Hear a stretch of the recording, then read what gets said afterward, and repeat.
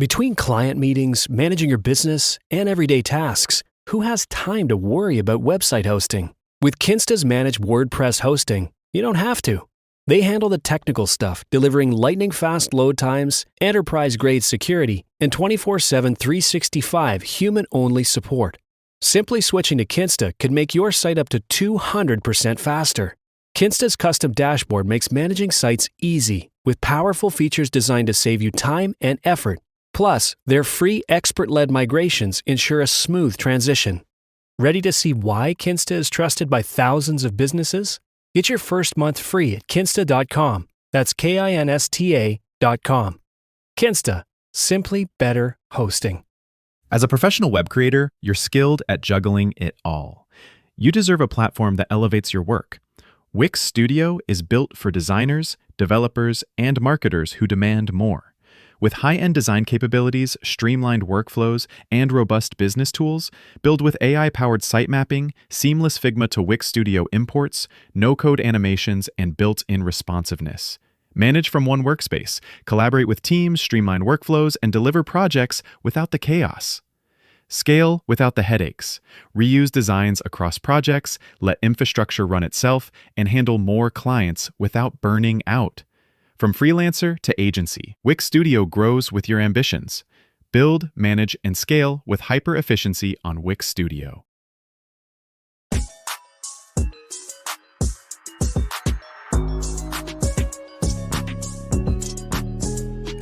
All right, HBCU Legends fans and Black Sports Insiders, it's Kyle T. Mosley here with another special guest.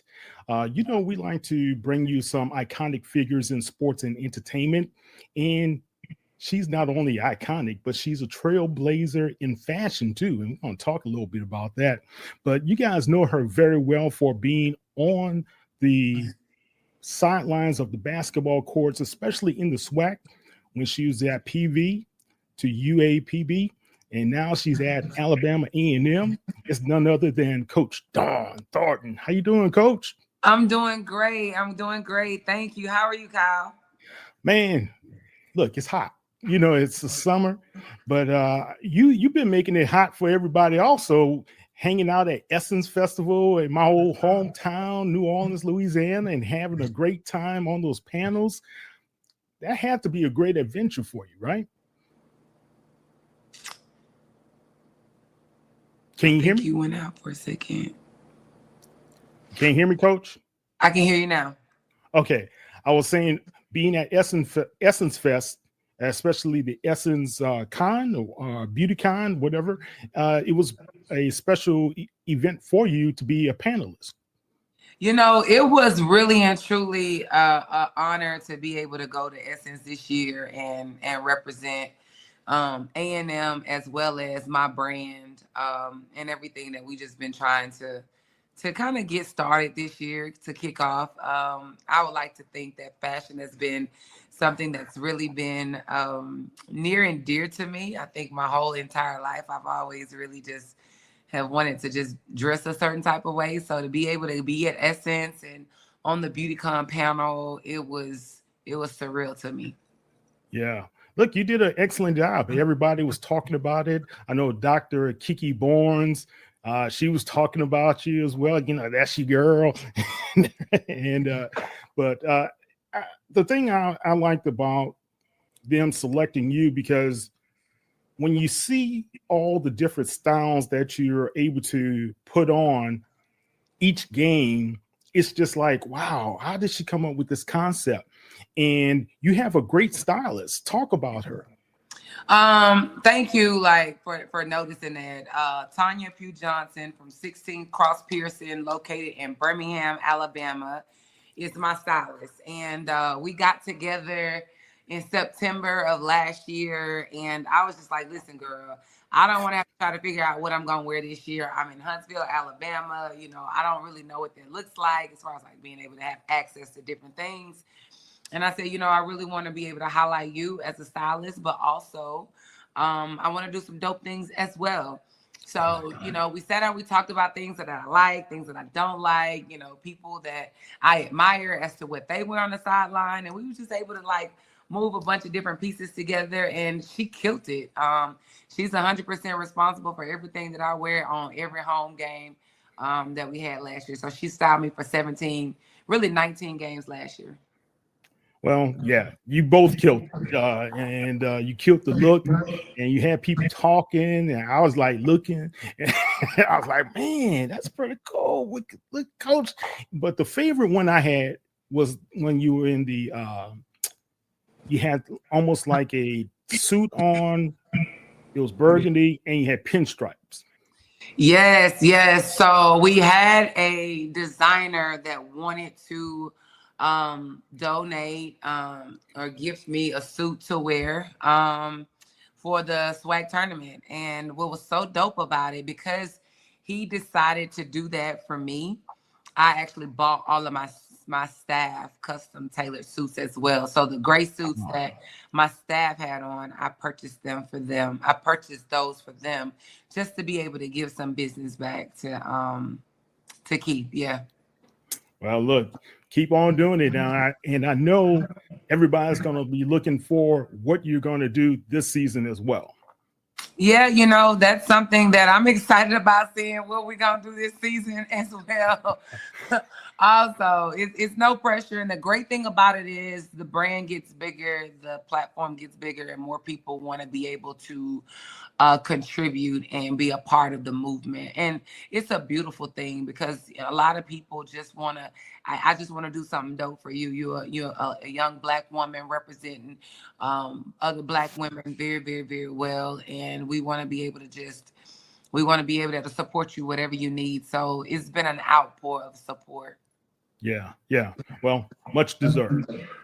So let's talk about you, your background. Can you hear me, Coach? Yes. Mm-hmm. Okay. We're getting some feedback there. You can hear me? We good? Yeah, I can hear you now. Okay. When I was doing some research on your background, I'm trying to understand what's in the water over there in Jackson, Mississippi, that's having all you sports legends come out of Jackson.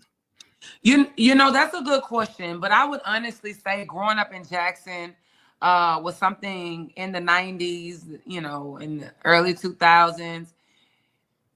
It was different. And it was different because anywhere you go at that age, as you are young and growing up and trying to really figure out life, understanding who you are, for me, I always wanted to be able to represent my city with class. I wanted to be the one to make it out. I want to be the one that comes back and gives back to Jackson, and look out for my parents, my church. I was rooted in so many different things, in Girl Scouts, children's choir, seemed like everything. So just having an opportunity to understand what that looks like, and everybody doesn't appreciate or respects Mississippi like you would in Atlanta or Houston or Chicago. So, we just built different. We come in that thing and we like, you know what? Yeah, we from Mississippi. That's right. And who got a problem with it? Look, man, you guys are doing it well. And I was like, man, she's a native of Jackson. Let me ask you this. I was looking at the timeline, and maybe I'm a little off, but were you playing basketball in high school at the same time Tamika Reed was?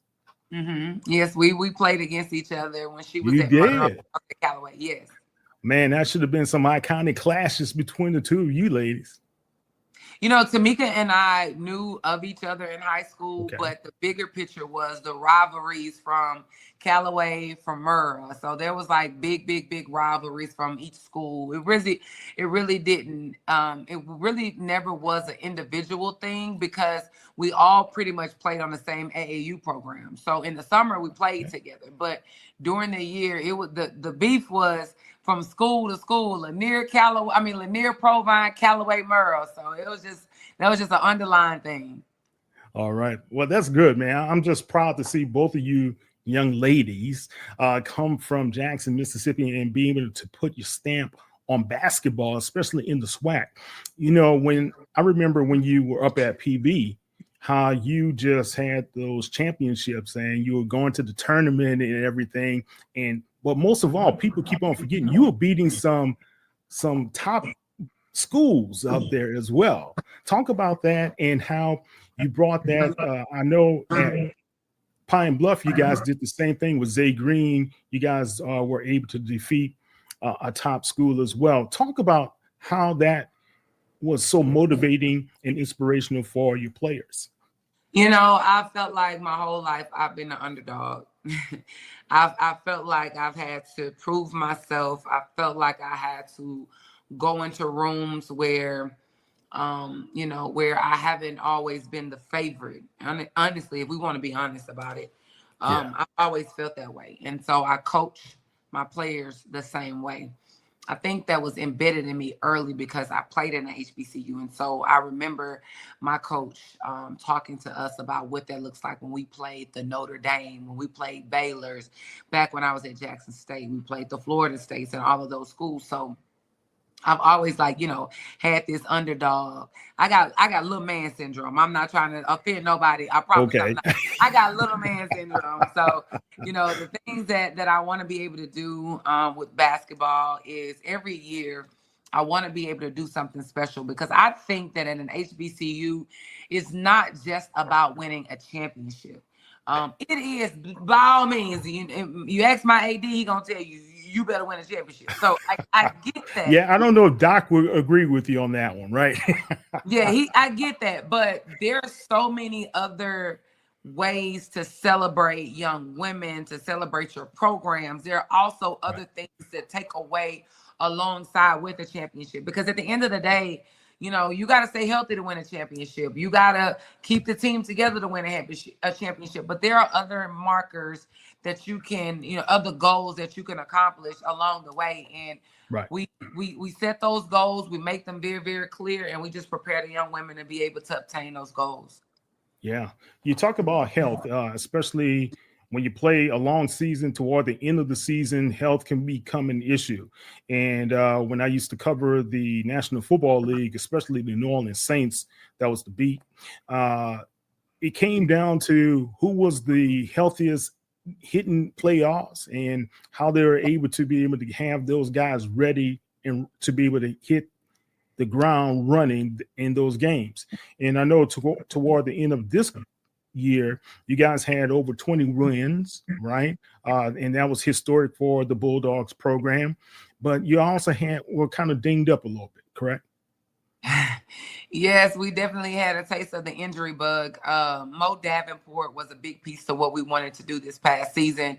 Mo was a top player in the state of Alabama. She signed with Rutgers out of high school, and left Rutgers and transferred to UGA, and from the University of Georgia to Arkansas Pine Bluff with me here. And Mo is a 16 and under USA Olympian. She has a gold medal. She played with the USA 16 and under girls basketball team. And so Mo is definitely different. Mo Davenport, in my opinion, is definitely a WNBA draft kid. She should be on their boards right now, and she's really, really working really hard because she wants to have a professional career. I think had we had Mo, had we not had some other little injuries along the way, we probably would have done. We probably would have won maybe one or two more games. I thought that, you know, we still had a really solid year without her. Oh, you had a tremendous year. Was it 21 wins or 22 wins? 21. Yep, 21. 21 wins. 11, yep. Hey, that's nothing to sneeze at, right? But also, you had another big win off the basketball court. One of your babies, Zay Green, she was able to be drafted by a WNBA team. How did that make you feel to see her have that opportunity with the Mystics?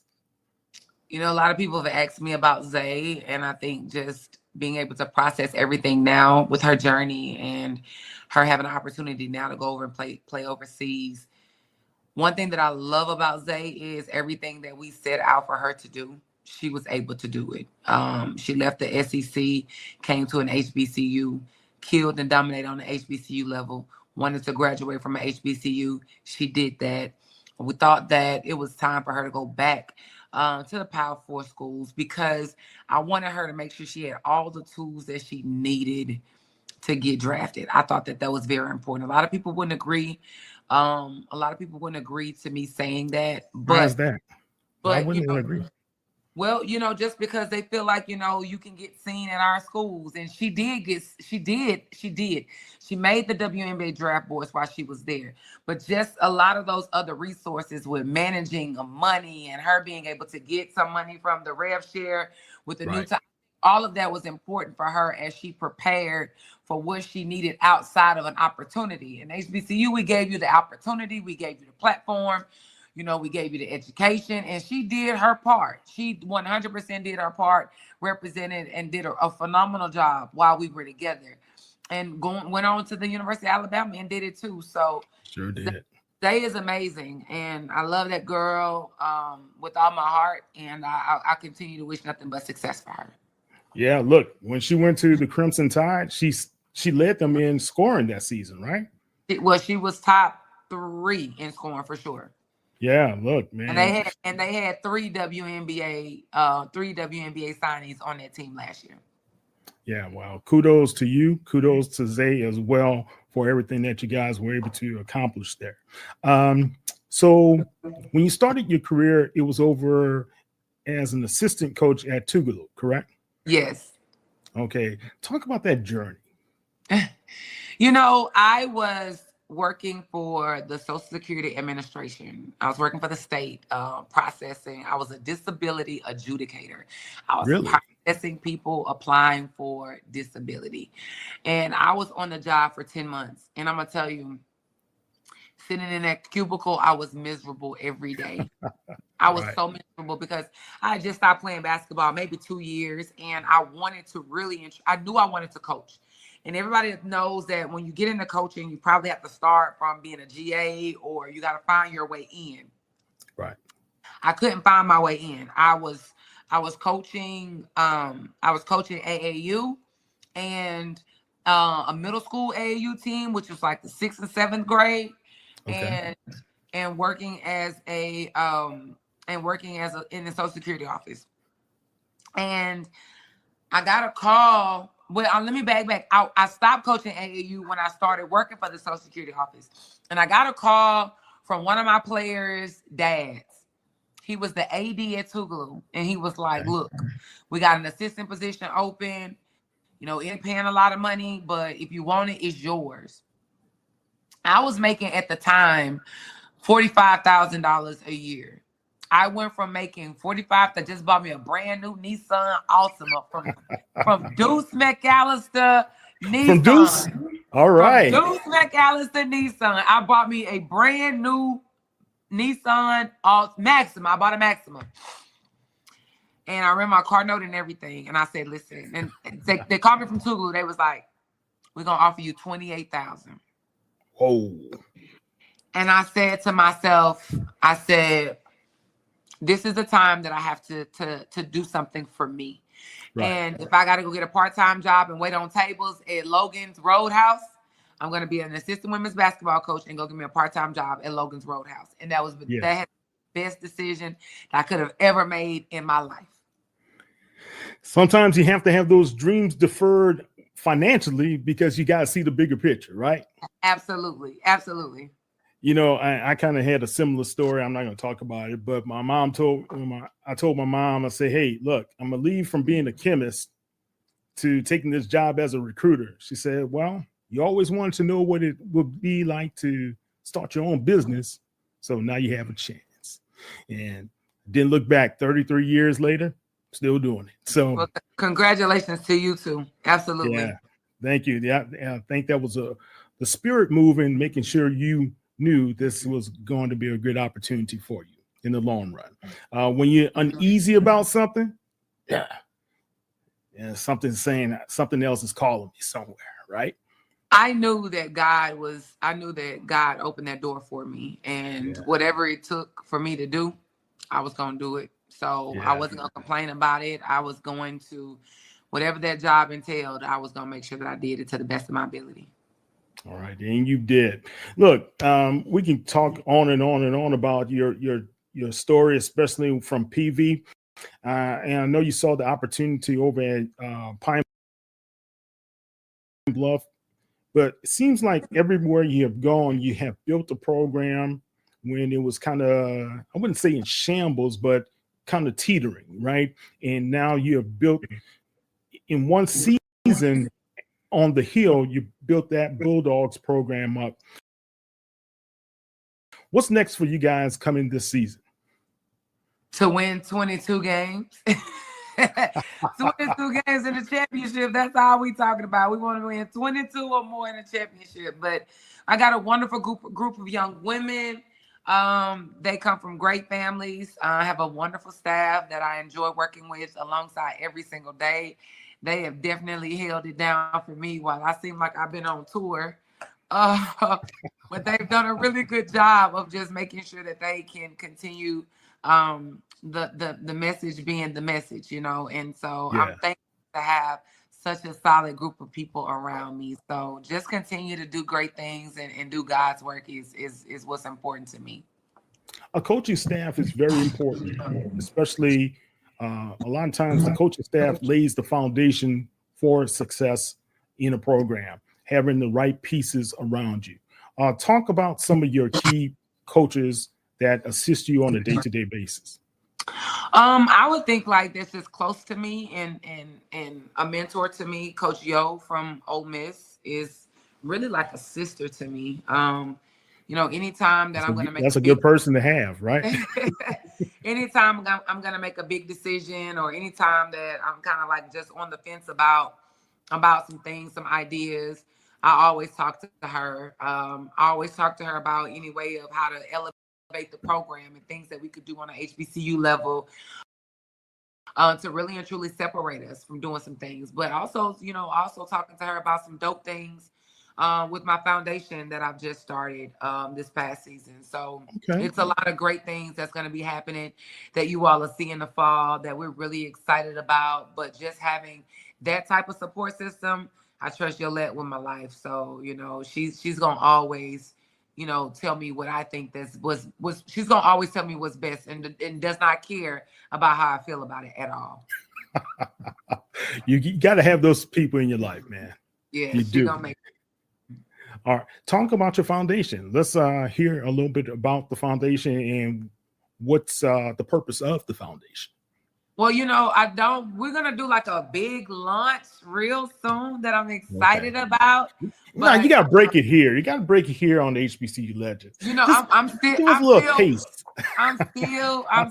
waiting on my copyright stuff to all go through because the idea really and truly is so dope. It really is. I just don't want to be in a situation where somebody like take my idea and run with it. You know how things are, but you should see some things on social media, and you can invite me back within the next, 6 weeks or so, and we can definitely talk about it because it's gonna do some great things in the community to evolve, elevate young women, young girls from the ages of 13 to 55. We're gonna coach.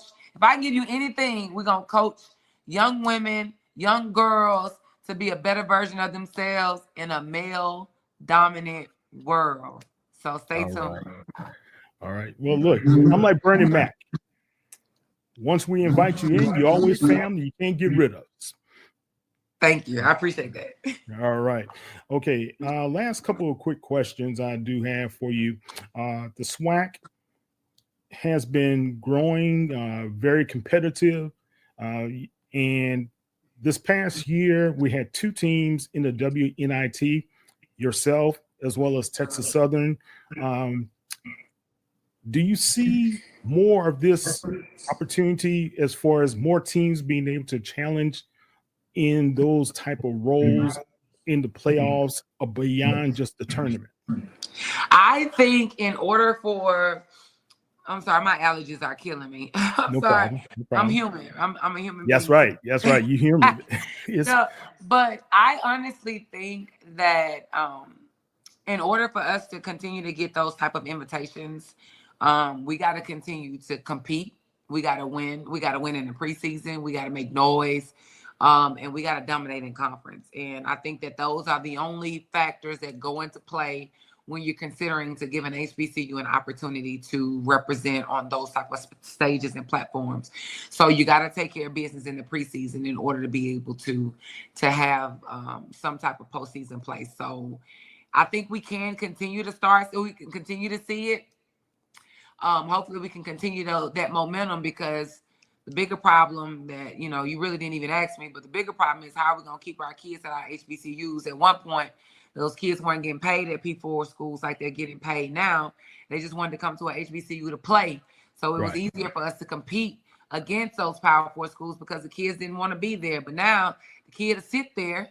They'll try to transfer out your team going there because they want the bag. So this thing with basketball is going to always be a continuing. It's going to be a transitional thing, I think, for these next 3 to 5 years for sure, until they can kind of get everything laid out.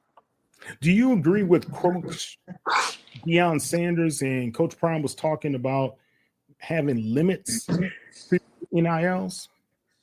Only reason why I'm gonna say that doesn't really even apply to us, because you got these schools that are managing $1 million budgets.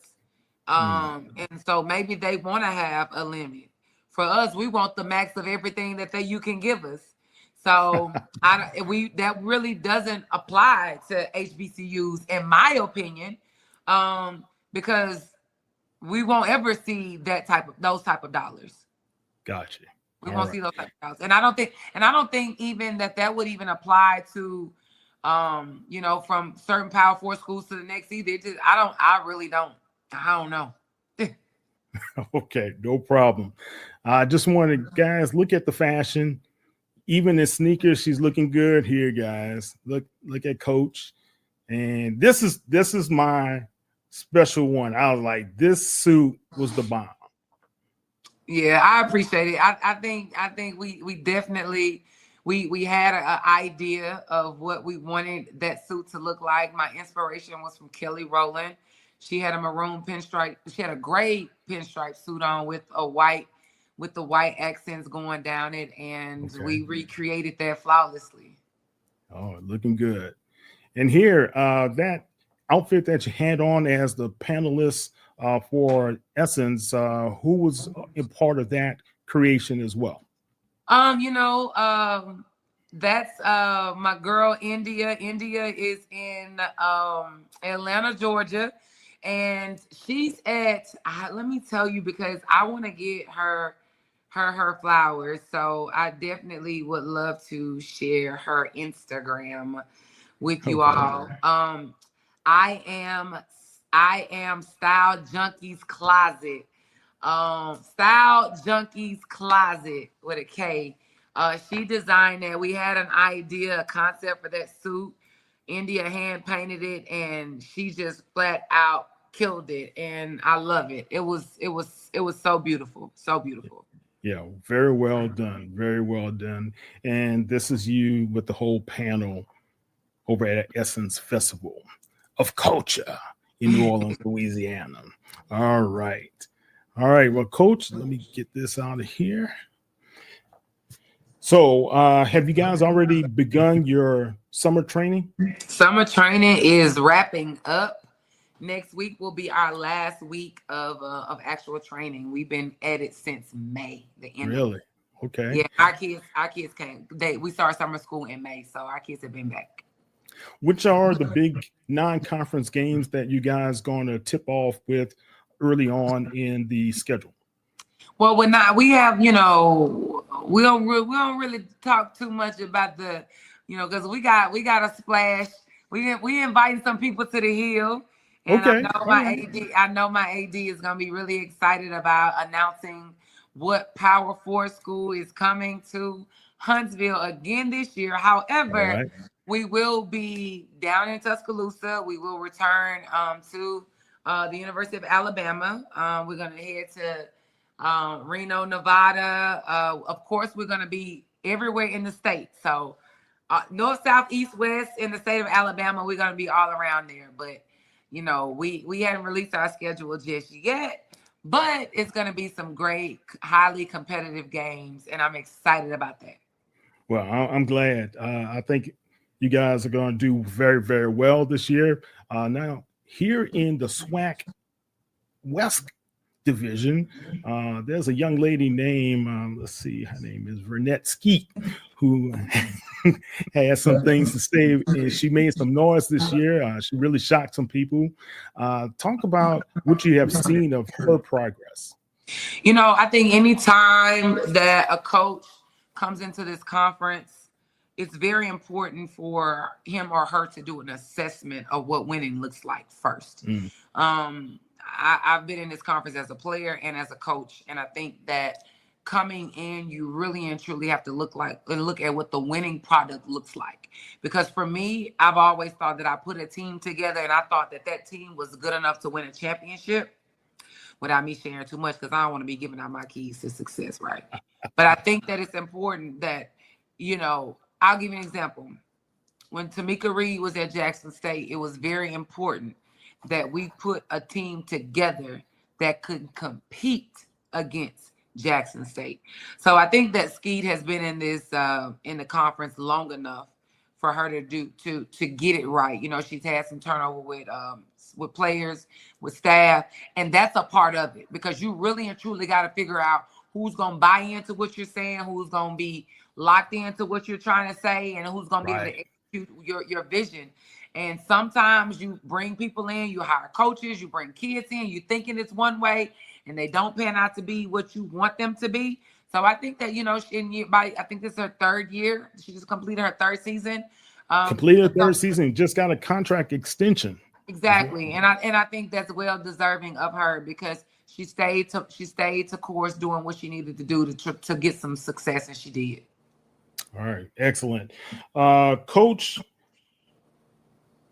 one thing about being on the Hill is that it's very, very nice campus, nice environment, great culture. Why is it that you wanted this job with Alabama A&M? Well, honestly, I'm a product of an HBCU, right? I believe in our schools. My parents went to Tennessee State. My son's father went to Alabama State. I went and graduated from Jackson State. And so I wasn't in a position to where I felt like I just needed to move around. Pine Bluff is an extension of Jackson, Mississippi to me. So I love Pine Bluff. I love the community, the people, the university, everybody I had to work with, everything. I love Pine Bluff.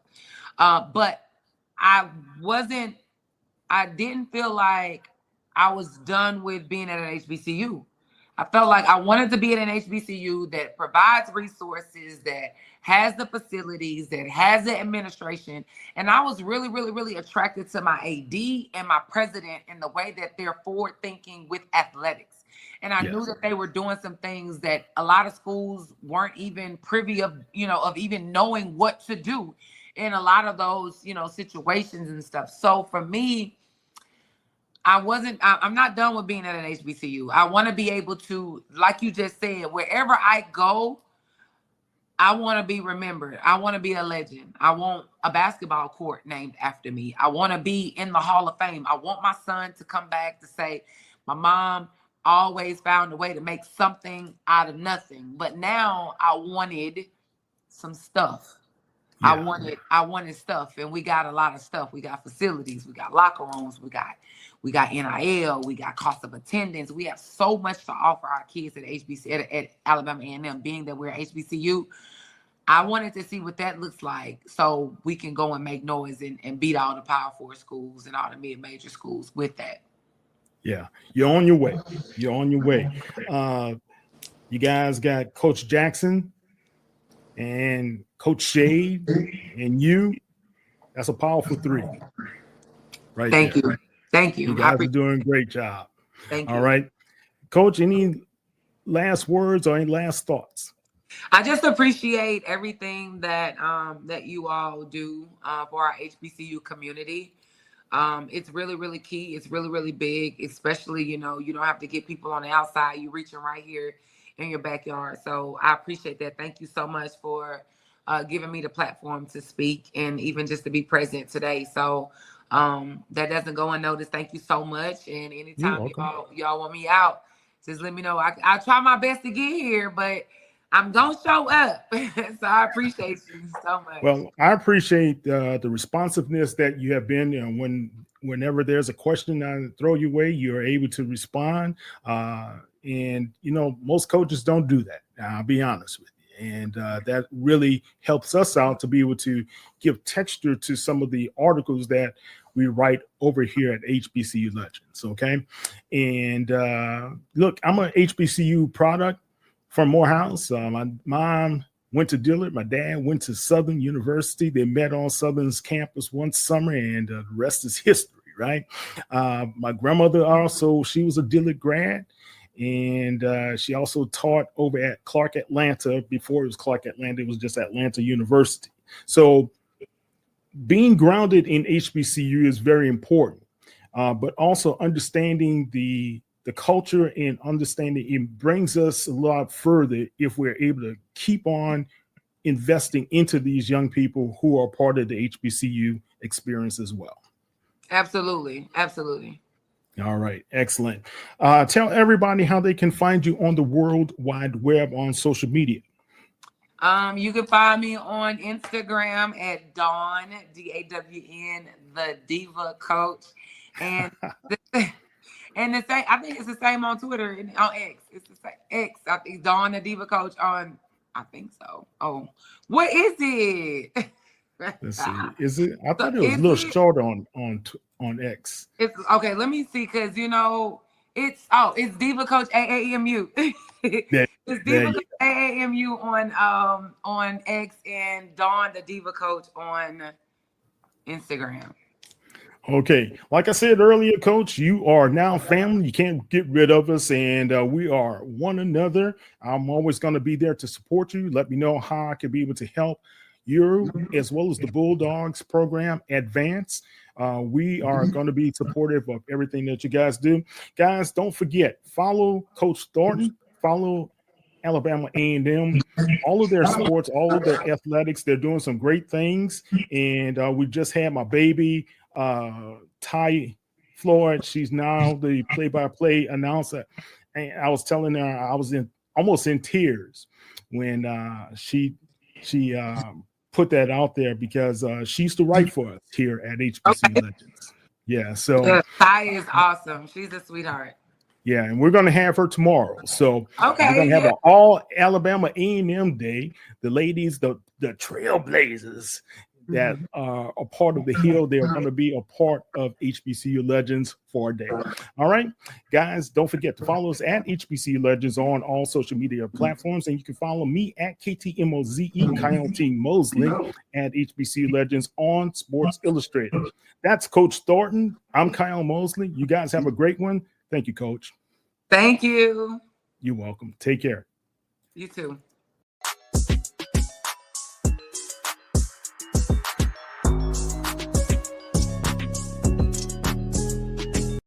Does one negative comment make you forget 99 positive ones? Why does your mind spiral over what could go wrong instead of celebrating all that's already going right? Would you believe that you're wired that way? Don't believe me? Let me prove it to you, because you know I always got the receipts. This is Nightcap with Fawn Weaver, where I take hot topics, strip away the drama and the politics. I add truth, history, and a little bit of hope, served straight up, no chaser. There's a name for what your brain is doing. It's called negativity bias, and it's not a flaw. It's a survival feature that's now overstaying its welcome.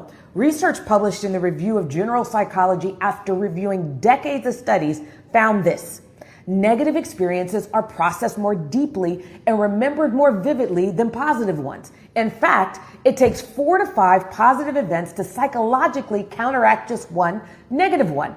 And the science goes deeper than that. Functional MRI scans show that the amygdala, the brain's fear and threat center, lights up more intensely in response to negative words or images than it does to positive or neutral ones.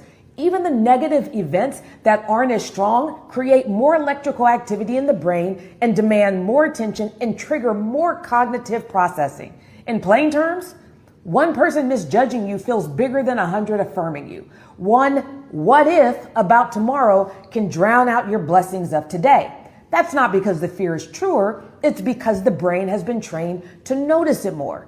But here's the good news. You know I always got good news. You're not stuck in this pattern, and both faith and science agree.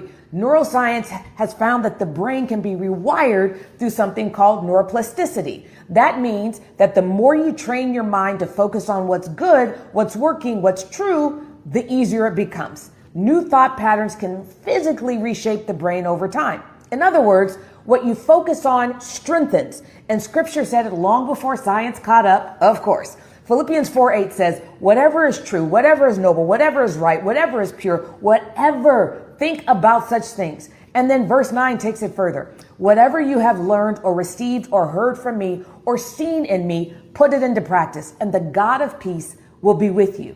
It's not just about right thinking, it's about right practice. And peace doesn't come from a perfect environment, it comes from alignment with truth over and over again. You are not defined by the worst moment. You are not reduced to the harshest voice. You are fully capable of choosing peace again and again until it sticks. They call me the People CEO, and I'll see you next time. Cheers. Y'all know that 1884 is delicious, right? Cheers.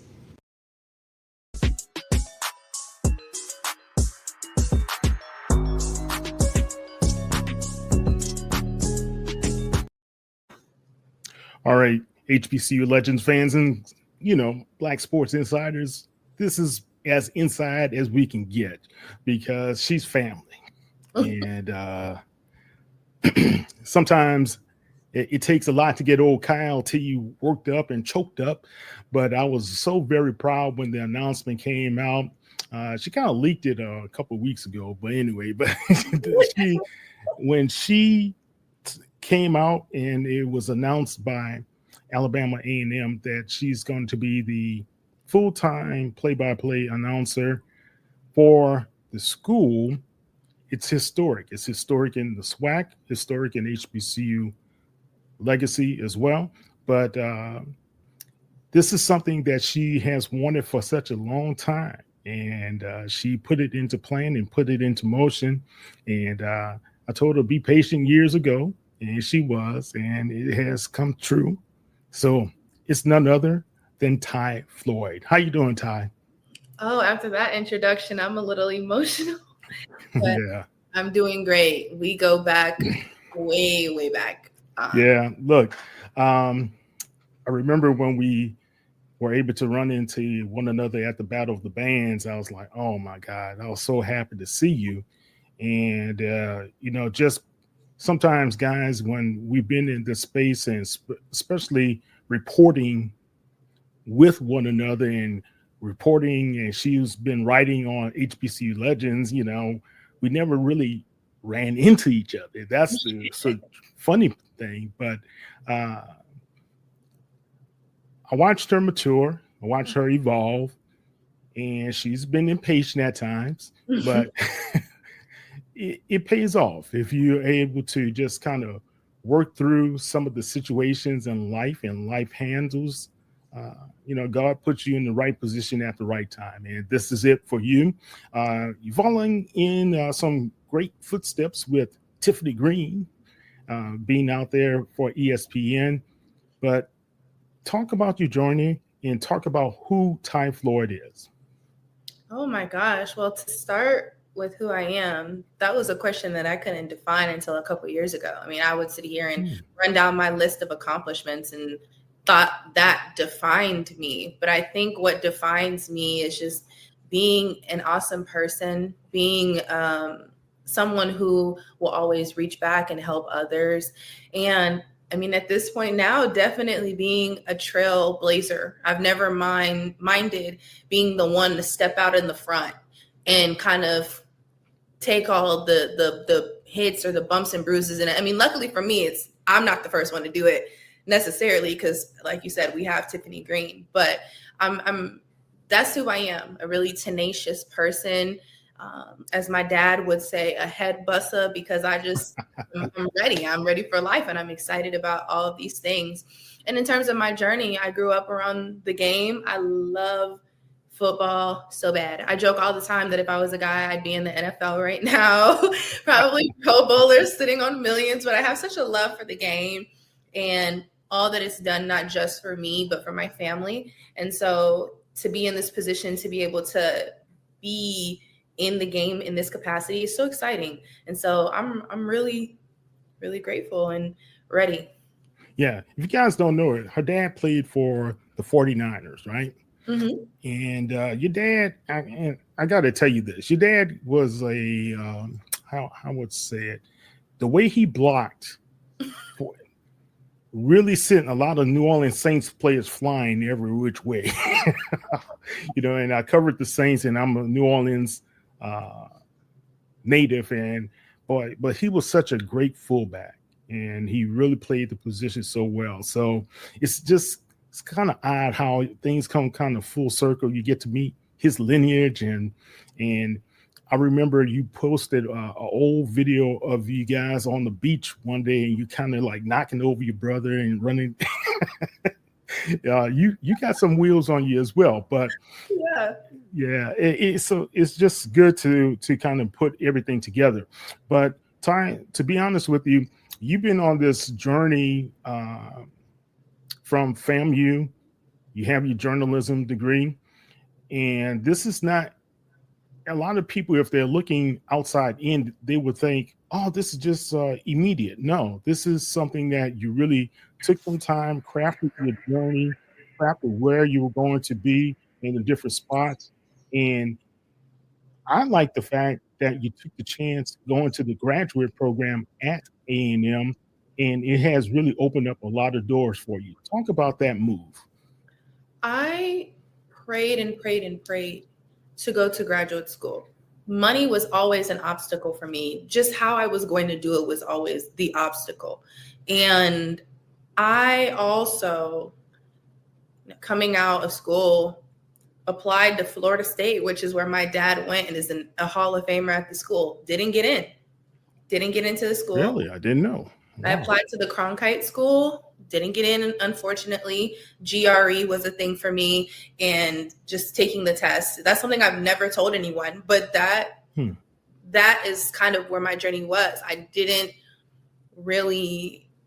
get into a lot of the schools, so I was like, wow, is this even for me? Is this for me? Should I do this? And in one conversation, I was just joking, and I said, hey, Coach Mai, the quarterbacks coach, he's now the DFO and senior offensive analyst. I said, Coach Mai, if you ever want to add a woman to the staff to diversify the staff, then just let me know.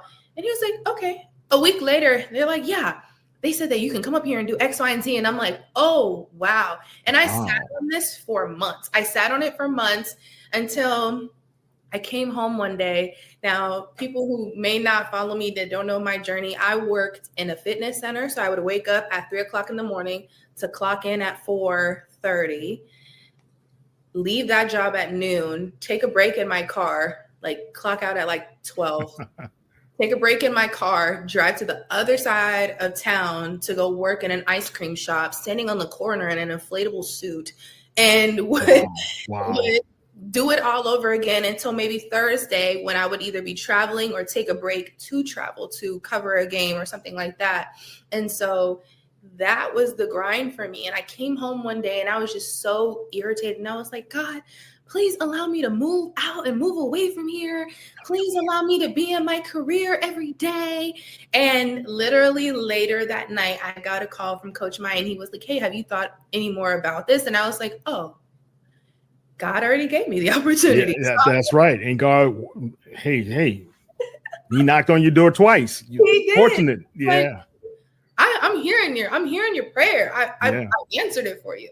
And so coming up here to Alabama A&M, a city that I'm familiar with, people that I'm familiar with, the lovely, lovely Bulldog community, I felt right at home, and they've given me the opportunity to do some great things digitally. We've killed it. And now to be making history like this, I mean, the girl who was working in the ice cream shop, calling you, freaking out, trying to figure out where my opportunity was going to come. Yeah.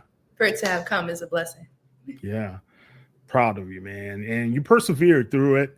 And I know you had a lot of angst, a lot of feelings like, oh, I should be doing this. And hey, it's going to be okay. And it was funny though, Ty, you were like really kind of impatient. Then you would have a gig here, then you have a gig there, and you have another gig here and another gig there. I'm thinking, she's getting gigs. What's going on? Right. So, but it all worked out, man. It all worked out. I like the one you did with Coach Simmons when at the Celebration Bowl, you did the walk. Mm-hmm. You guys walked the field and the Q&A with you guys. That was really, really a great idea, man. Yeah. And I like also how you had a chance at the HBCU All-Star game in San Antonio, where you were the play-by-play announcer for basketball. That's groundbreaking as well. So talk about how that came to be.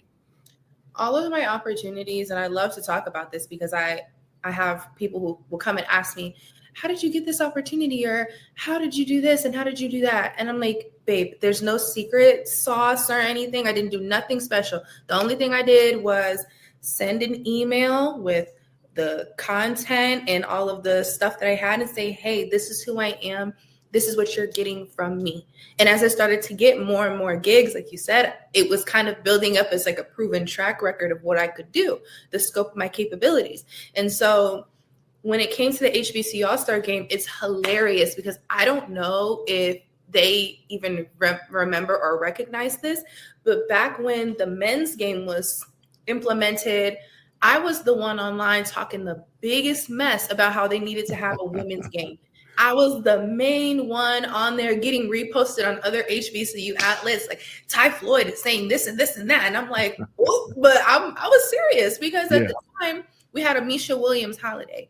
I would have loved for her to be able to have that type of game to play in. So I was definitely talking my trash, but then they reached out to me and they said, hey, we would love to bring you in. And I got to work with Nia Simone, whom I love. Her father also played in the NFL. And so we have that connection. And then Simone Stanley, who I've been running this race with for as long as I could remember. And so to see her today, Simone Stanley today, and just to look at how far we come was something that made me very emotional. But I always tell people, send that email. I would sit at my job at the fitness center and I printed it out.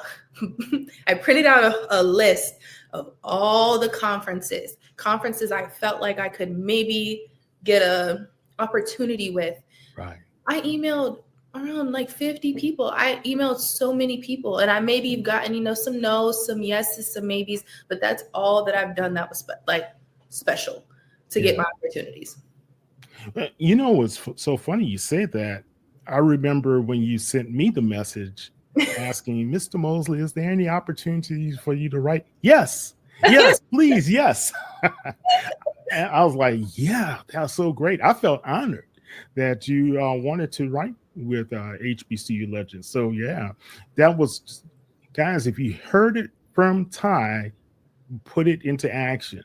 And she went into action. That's the thing that people don't get right there, is that you did your research, you sent out the information, and you just were not just sitting idly by waiting for someone to just pick up the phone one day. You just kept doing it. And that's how you got to do it. Well, that's how you rattlers do it, right? Yeah, strike again, right?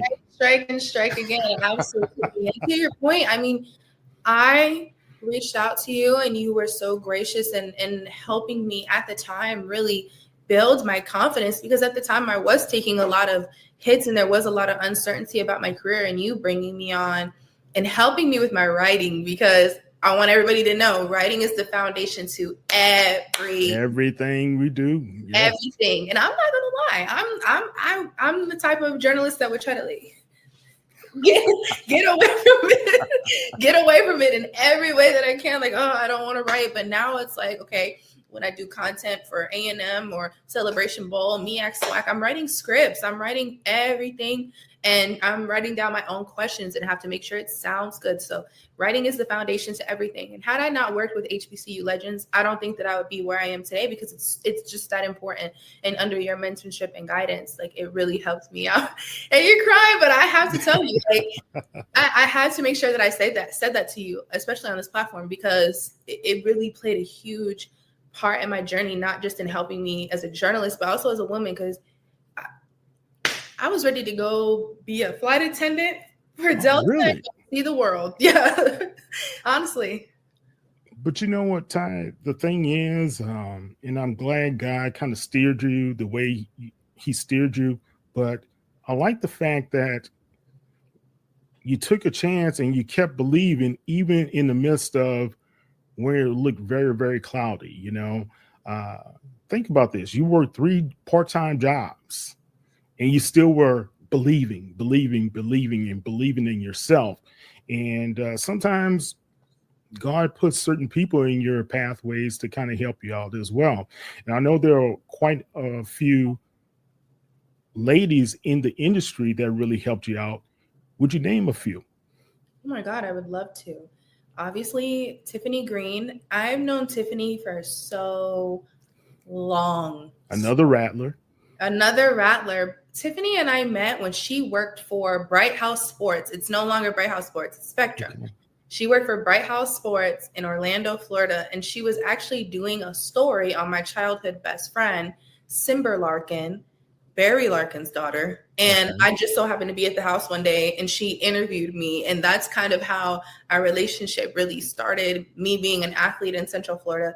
And then I get to FAM and I saw her again and we were able to talk about it. And ever since then, she's had her hand on me, guiding me, gave me a few nudges to go into play-by-play years ago. And I was like, ooh, really? I don't know, girl. I don't know about that. And now I'm like, oh my God, I want to do it so bad. But Tiffany Green, love her so much. Pam Oliver is the reason another rattler. Thick skin.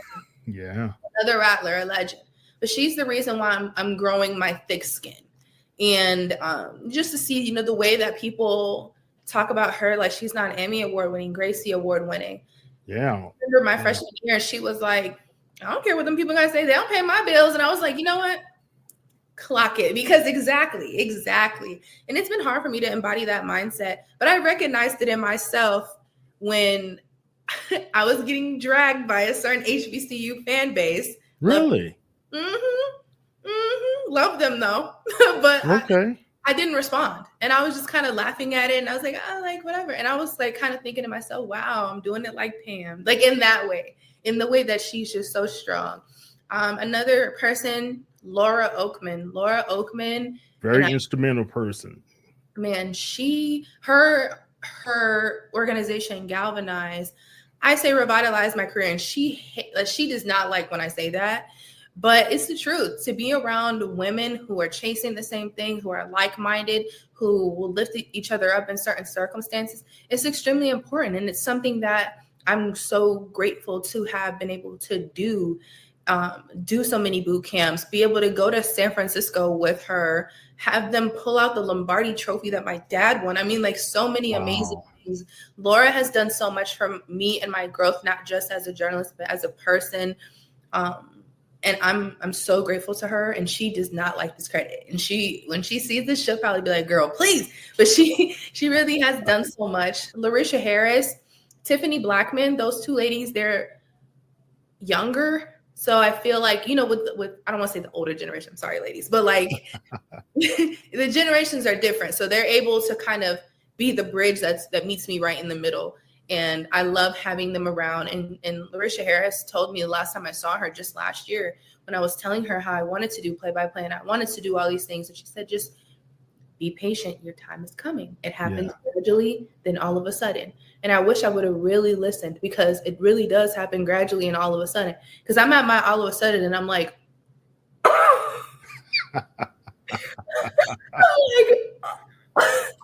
and so I know this is only the beginning.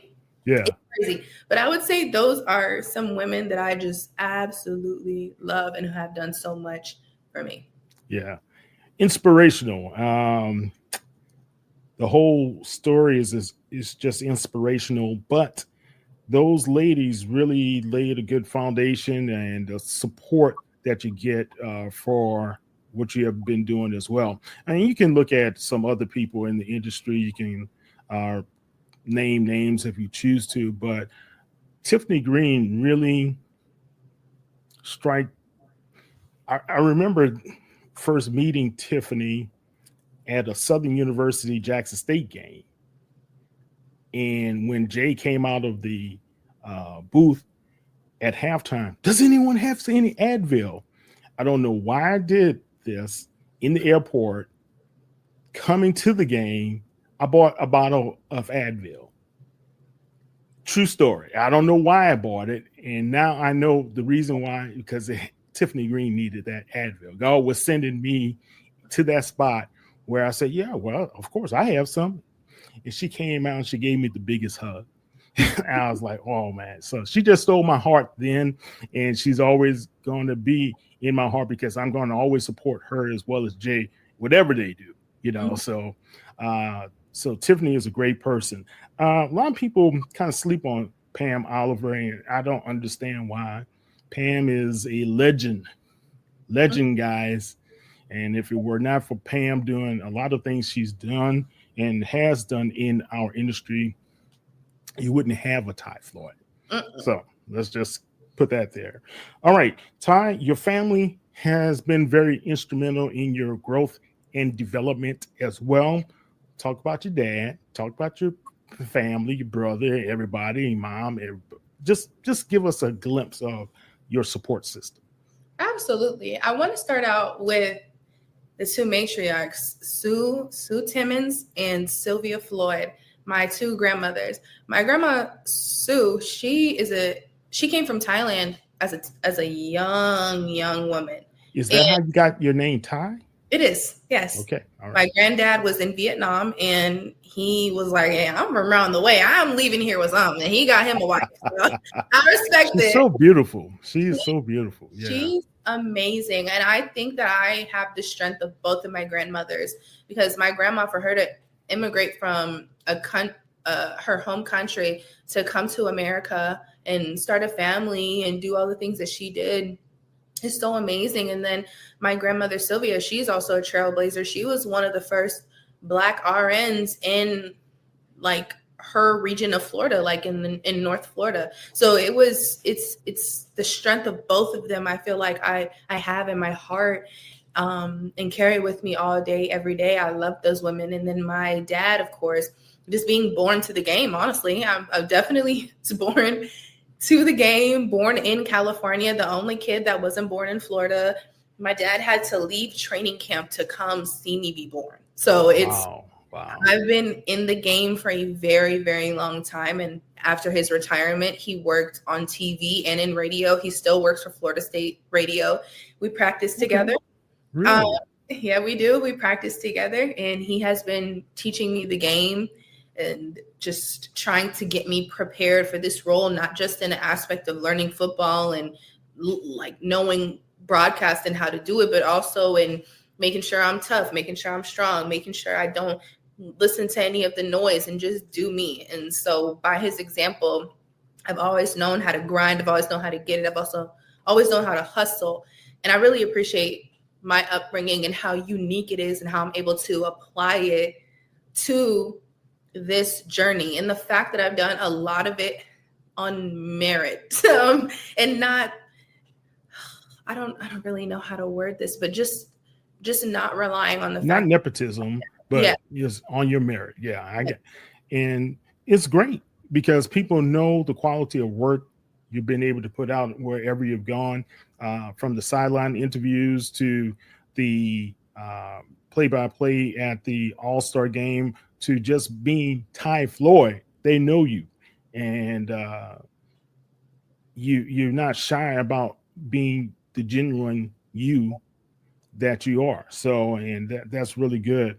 Your dad helping you with play-by-play, but you also had a couple of people at Alabama A&M helping you as well. Who were those people kind of going over how to diagnose plays and things to that nature? I've been stuck to these coaches like glue the entire summer. I sit in their meetings. I will go and ask them personal questions. Like after the meeting, I'm like, what does this mean? And what does this mean? And what is that? And what is that? My dad has told me it's not really at this point for me about schemes and like all of these different things, not to stress myself out about all of the nuances and intricacies of the game. That's not me though. I know that in order for me to be great, be the best, I'm going to have to know it in depth. So that's why I'm going this route. But the game is so broad. The game is so unique. There's so many things to digest. I've been a casual viewer for a long time. Now I have to be able to give the information to the casual viewer. So I want to make sure that I'm doing my very best. But I would sit and talk to the coaches. I have books I've been reading and studying and really just doing all that I can do. But all of our coaches, our new coaching staff, Coach Shade, Coach Mai, who I talk to all the time, Coach Alexander, Coach Fobbs, Coach Latson, Coach Coleman, who gave me his login to go be able to watch all of the different plays, formations, schemes, zones. I mean, all of that stuff. And then our players. I love my guys. My players, they're so supportive of me, and they will answer questions for me. They will sit here and they do their own thing, their own studies. They'll go to the field and throw. I'm so excited because the way that I'm going to really, really learn the route tree is by going out to run with the wide receivers. So this is going to be this is going to be great. But those are the people who have been helping me, and I greatly appreciate how much they see my passion and how serious I am about it. And they embrace it. They love telling people. These coaches love telling people about their niece. These players love telling people about their big sis / auntie. That's right. And they have helped me tremendously. Yeah. I'm right there with them. So yeah, I understand. Man, that's really great. Who's going to be in the booth with you? I don't know the answer. Okay. No, you don't know your color analyst yet. Okay. Yes, but I do know that they have. Actually, I do know who it is. I don't want to butcher his name, but he does have an extensive amount of experience at this role. And so I'm excited to work alongside him. He works and does so many sports at A&M.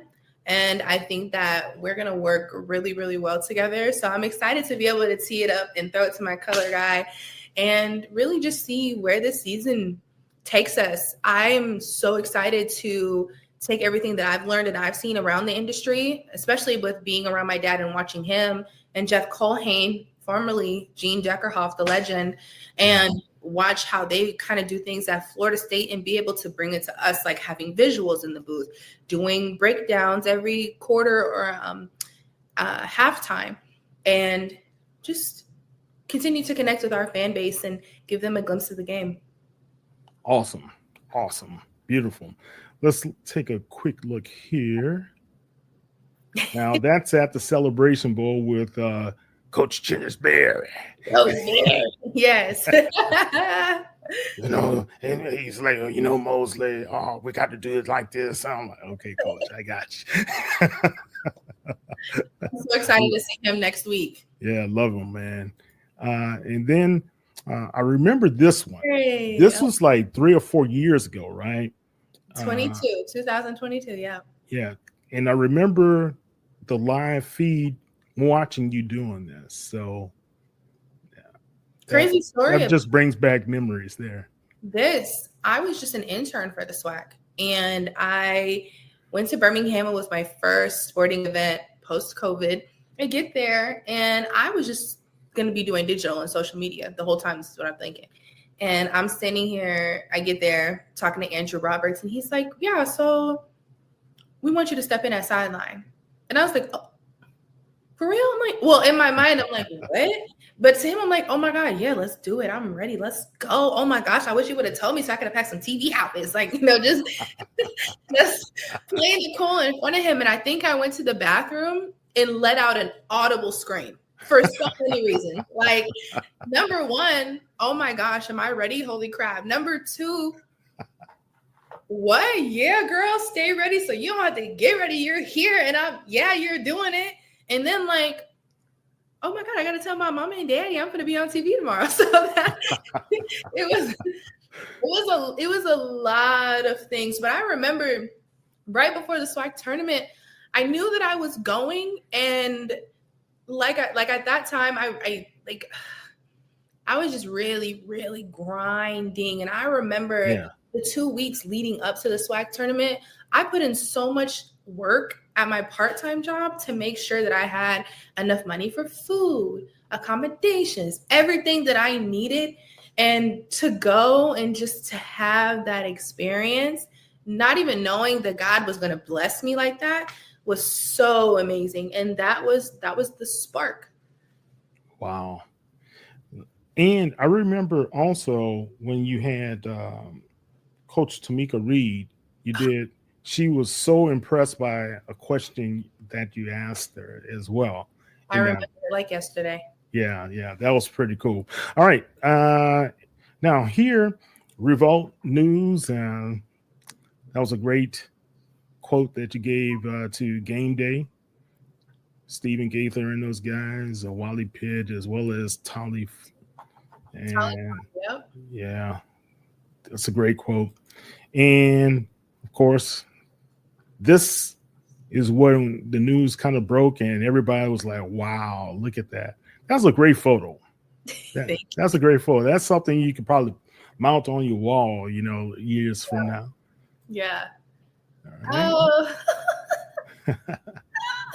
Our staff photo, I did not like that button up. I fought until I could not. And I said, guys, please, can I please wear something else? I don't want to wear this button up. And they were like, no. And I'm like, okay. Well, and here you are now you did a radio spot the other day, right? Yes, Jay Crum. He messaged me and it aligned perfectly because I was already going to be in Birmingham. So I was like, of course, I'll hit the road early for you. And it was really cool. I enjoyed it.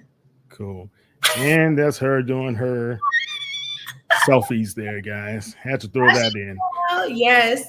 My curly hair. Oh my gosh. I love it. Cool.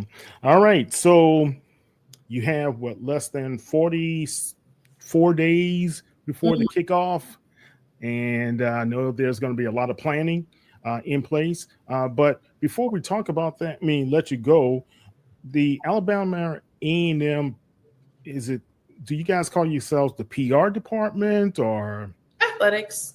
The athletics department. You guys were honored not too long ago, and you got a couple of journalism awards. Talk about that as well. I got an esteemed Women in Media award. It meant a lot to me because I was honored alongside my Florida A&M classmates as well. It was all women who went to FAMU. And it was so beautiful because I remember I'm looking at all of us like, wow, I remember sitting in class with y'all. Like, we were really in class, sitting here talking about the things that we wanted to do, where we wanted to be. And for us to be at CNN, working for Tyler Perry, working for one of the biggest blogs in entertainment, working in all these different networks and media conglomerates. And I'm like, wow. It goes to say a lot about our program and where we graduated from. If you didn't matriculate at 510 or drive, you don't know what we went through. We went through a lot.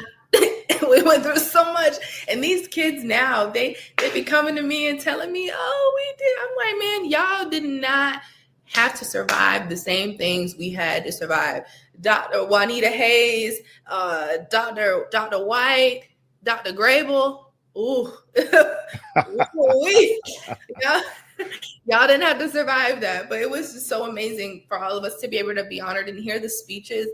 It was beautiful. It was really, really beautiful. And I also got honored along with Alabama A&M. For me to be here only a year and to have the impact that I've had is really beautiful, because the bigger picture is, if we're getting honored for this, that means that people are seeing our content, which means even though I'm not much older than them, people are seeing my kids. And that means the most to me, because we have some great stories here. We have some great stories. like Carson Vincent, who just got drafted, HBCU Yeah, through right. and through. Both parents went to HBCUs, went to Winston-Salem, his mom and his dad. And for him to have people, you know, especially with the portal, be like, hey, come over here, come be with us. And he was like, nope, I'm going to graduate from Alabama A&M, graduate, get drafted, and be putting on for our school is amazing. Because you know how it is with HBCU guys. I mean, like, look at Isaiah Land was supposed to be drafted and fell through the cracks. And, you know, thank God Marquise Bell. These are guys that were supposed to be drafted too. So Carson to be drafted in the 5th round, there's gravity behind that. So for me to be able to sit here and watch these guys matriculate, tell their stories, watch them, some of them be parents, watch some of them graduate with multiple degrees, watch some of them have their own businesses. It means a lot to me to be able to tell their stories. And so I'm grateful we were honored, because it means that in a way, their stories, their vulnerability, all of that was rewarded and honored as well. Yeah, definitely. Let's see. I want to go back here. I got time for you. I like this one too. Yes, TJ Judkins. He said, "Put your feet up and do this," and I'm like, "Okay, cool." Yeah, you're taking charge there. Yeah, I like it. Great shot. And this is where I wanted to get to, right there. You and Tiff. My girl. Yeah. Special. Okay. So who's the first game of the season for you? Arkansas. We play Arkansas, and that weekend for me is going to be a marathon. I've joked with people that last week was my last week being a normal person, being like just low key and under the radar, because now it's just a lot of press, interviews. But not only that, like work now. I just came back from SWAC Media Day, got MEAC Media Day next week, which I'm very, very excited for. I have these pictures. This might make me emotional. I have these pictures from when I first graduated. One of the pictures is with Michael Vick. My dad was able to finesse some credentials for me to be able to go cover the Pro Bowl. I interviewed Lamar there. So I remember that. Me being able to go to M&T Bank where Lamar plays, it's a testament to how far I've come. Interviewing Michael Vick there, being able to interview him again. Yeah. It's crazy. Deshaun Jackson. I saw him on the sideline of an XFL game. I was like, Dad, I'm scared. I don't want to ask him. My dad was like, hey, Deshaun. Was able to interview Deshaun Jackson. I have a picture with him as well. And to be able to like now be in the space, to be a credentialed working, for someone, and to just go out there and be able to interview those guys it's special. Yeah. It's full circle, right? It's amazing. I'm so excited, but we have that going on. And then, of course, MEAC SWAC Challenge kickoff. That's where I'll be doing digital for that. After that, I have our game at Arkansas, my first game at play-by-play. I'm really excited for that. But I travel with the team to Arkansas and come back, fly back to Huntsville, hit the road to Birmingham to catch a flight to Canton to do the Black College Hall of Fame game at Sideline. Oh, awesome. Yes. So it's going to be a marathon. I'm going to have to sleep for like 3 days, but I'm really excited. Well, great. And I get to see you at the end of the season here in Houston, where you guys will be battling against Coach Chris Dishman and the Texas Southern Tigers. Oh my gosh. I got to talk to Coach Dishman today, and just his excitement for what's to come, and just how boldly he talks about this season and walking into it really excites me as a football fan and HBCU football fan. And I'm excited. I only got to go to Houston one time. That was when we did the HBCU Battle of the Bands. Right. And so I'm excited to go and to be able to do this game at Texas Southern and obviously see you. Well, look, I'm going to knock on the booth. I don't care if they tell me, put me in some handcuffs. I'm getting in the booth by no way, shape, or form. Hey, look, I got to say something. They're going to be taking me out. Look, if Dr. McClellan is anywhere around, he'll make sure to get Mosley out of here. We don't need him around here. I love Commissioner. Commissioner actually congratulated me today, which was amazing. I mean, I just love the SWAC family so much and just all that they've done for me. And I'm excited to represent us. Yeah, he and Andrew are great. Andrew really has helped me out a lot over the years as well. So I'm proud of you. So proud of you. And I know a lot of other people are proud of you as well. I can't wait to see and hear some of your calls this year. Tell everybody how they could be able to follow you on the air. Yeah, absolutely. So how we will be broadcasting our games is WJAB. That's our campus flagship station. So make sure to listen to us. Also, make sure to follow us on all of our social medias. AAMU Athletics, AAMU FB. Also follow WJAB because we're going to be adding some really nice visuals to all of the calls throughout the week during the game. And I'm excited for that because it's going to be live streamed as well. Yeah, so we're going to have some cameras up in the booth. They're going to be facing us. So you're going to be able to see us the whole time. It's a running joke because my father has a camera in front of him. And there's a video literally of, I think they muffed a punt. And he was like, he literally threw the binoculars down and turned around. It was just so funny. Let me see if I can pull this video real quick. But it was funny because they were like tied. Like, that's how passionate you get about the game. I'd be on the sideline last year, like, oh, like, come on. Like, what are we doing? Come on. The guys told me they're going to miss my sideline presence because they're like, man, you used to get us together. If we ever had a bad attitude, you would be there and we would look at you and you'd give us that, like, that mom tea look. Oh my God. Not regular auntie. Not the auntie, but the mom tea look. High spiraling kick. McCoy. Oh, he dropped it. It's muffed by McCoy. It's gonna be you. Like, now, do you have your binoculars as well? The apple doesn't fall far from the tree. You know, my dad said he's getting me a starter kit as a gift. So yeah, that'll be pretty cool, man. You got to get your binoculars. Yeah. I know a couple of play-by-play guys. That's all they do. They're doing this and into the mic at the same time. You know, so yeah, be me for sure. That'll be cool. All right. Well, Ty, tell everybody how they can follow you on social media as well as on the World Wide Web.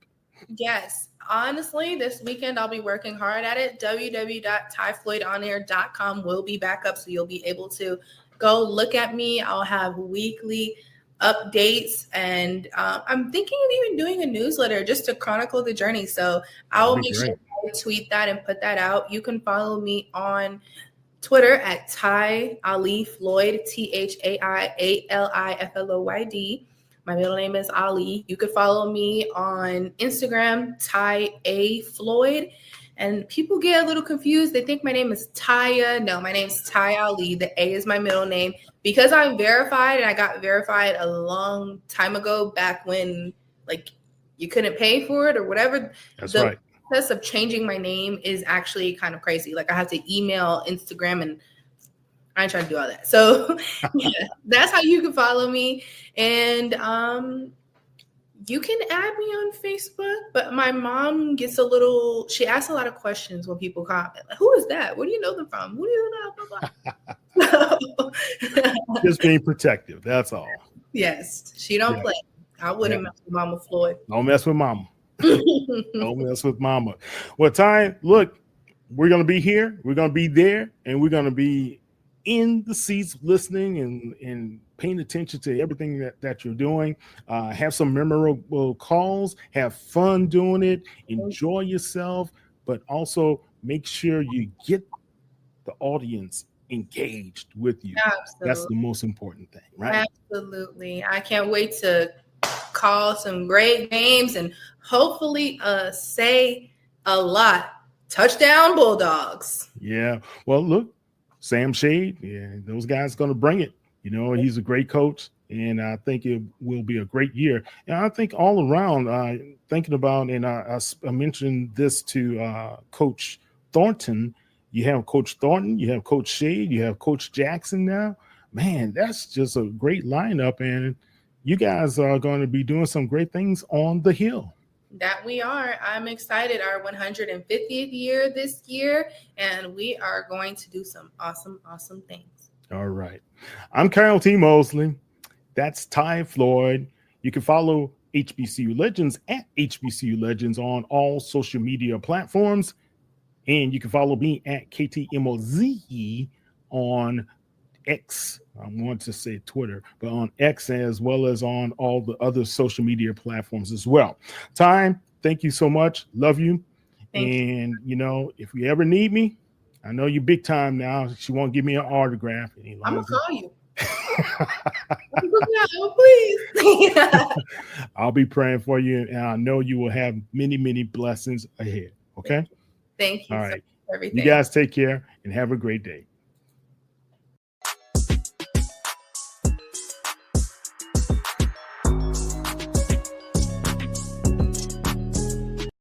Creating your own network. Steve from Gideo TV had to build out the infrastructure. We had to do a lot of testing. There's a lot of resources that have to be put in. You know, we quite frankly stole a lot of operational plans from the Sun Belt and the SEC.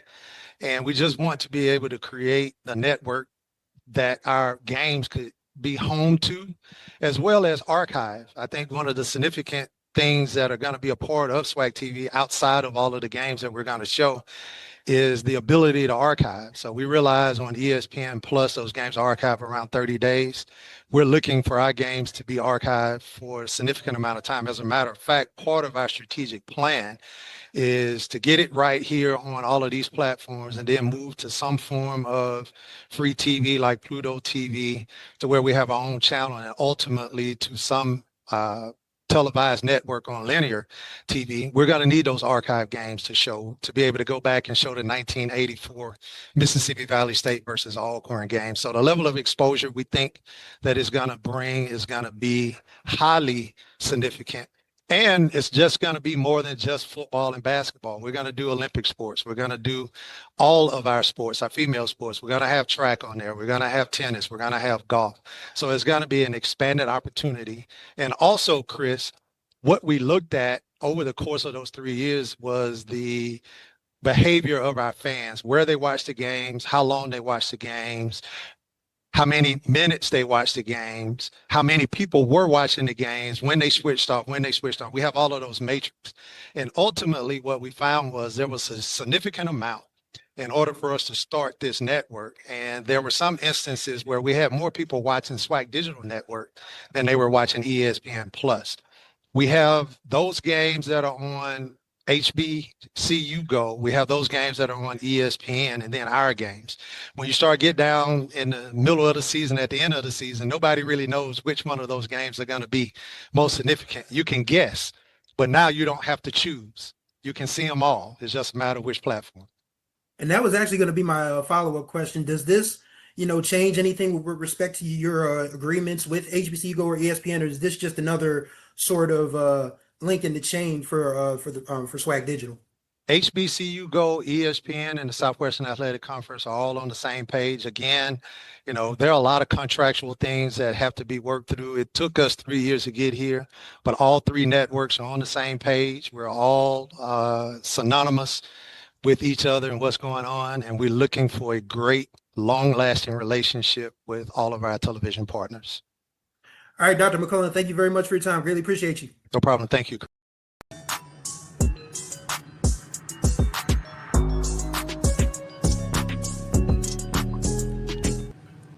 All right, HBCU Legends fans, as well as Black Sports Insiders, we have another great interview, 2 interviews on today to be able to deliver to you guys. One, I love this young man because I watched him kind of grow and mature into a young, he's not just a young man, he's a man in my opinion.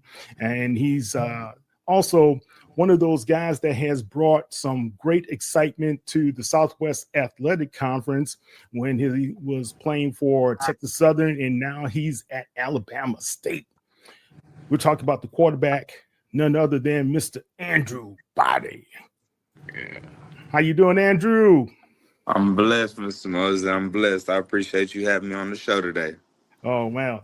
Look, man, we've been trying to get you on the show for a while. Look, I was saying all the time I've interviewed and talked to Andrew, we never actually had him on the show, and we have to be able to end this. But we're doing it for a good cause, right? Yes, sir. Because you are, and I like what you're doing because I see a lot more young college stars are putting on youth camps, and this is your third youth camp that Yes, you're sir. putting on near your old stomping grounds, right? Yes, So sir. we wanted you to come on in and talk a little bit about that and just share with the people what to expect from your youth camp. Well, first off, I gotta thank God for putting me in a position to have a camp and really just be able to put myself in front of the kids because I knew that I was literally in that same position not too long ago. So that's really the main thing. Because me coming up at my age, not too many guys really came back to the city, and truth be told, not too many guys really stayed in college. Like you have really a handful. And I know the older generation really was the guys that had guys that were able to go to the NFL and stuff like that. So I feel like it's just an awesome opportunity for the kids to come and just be able to see what they could be.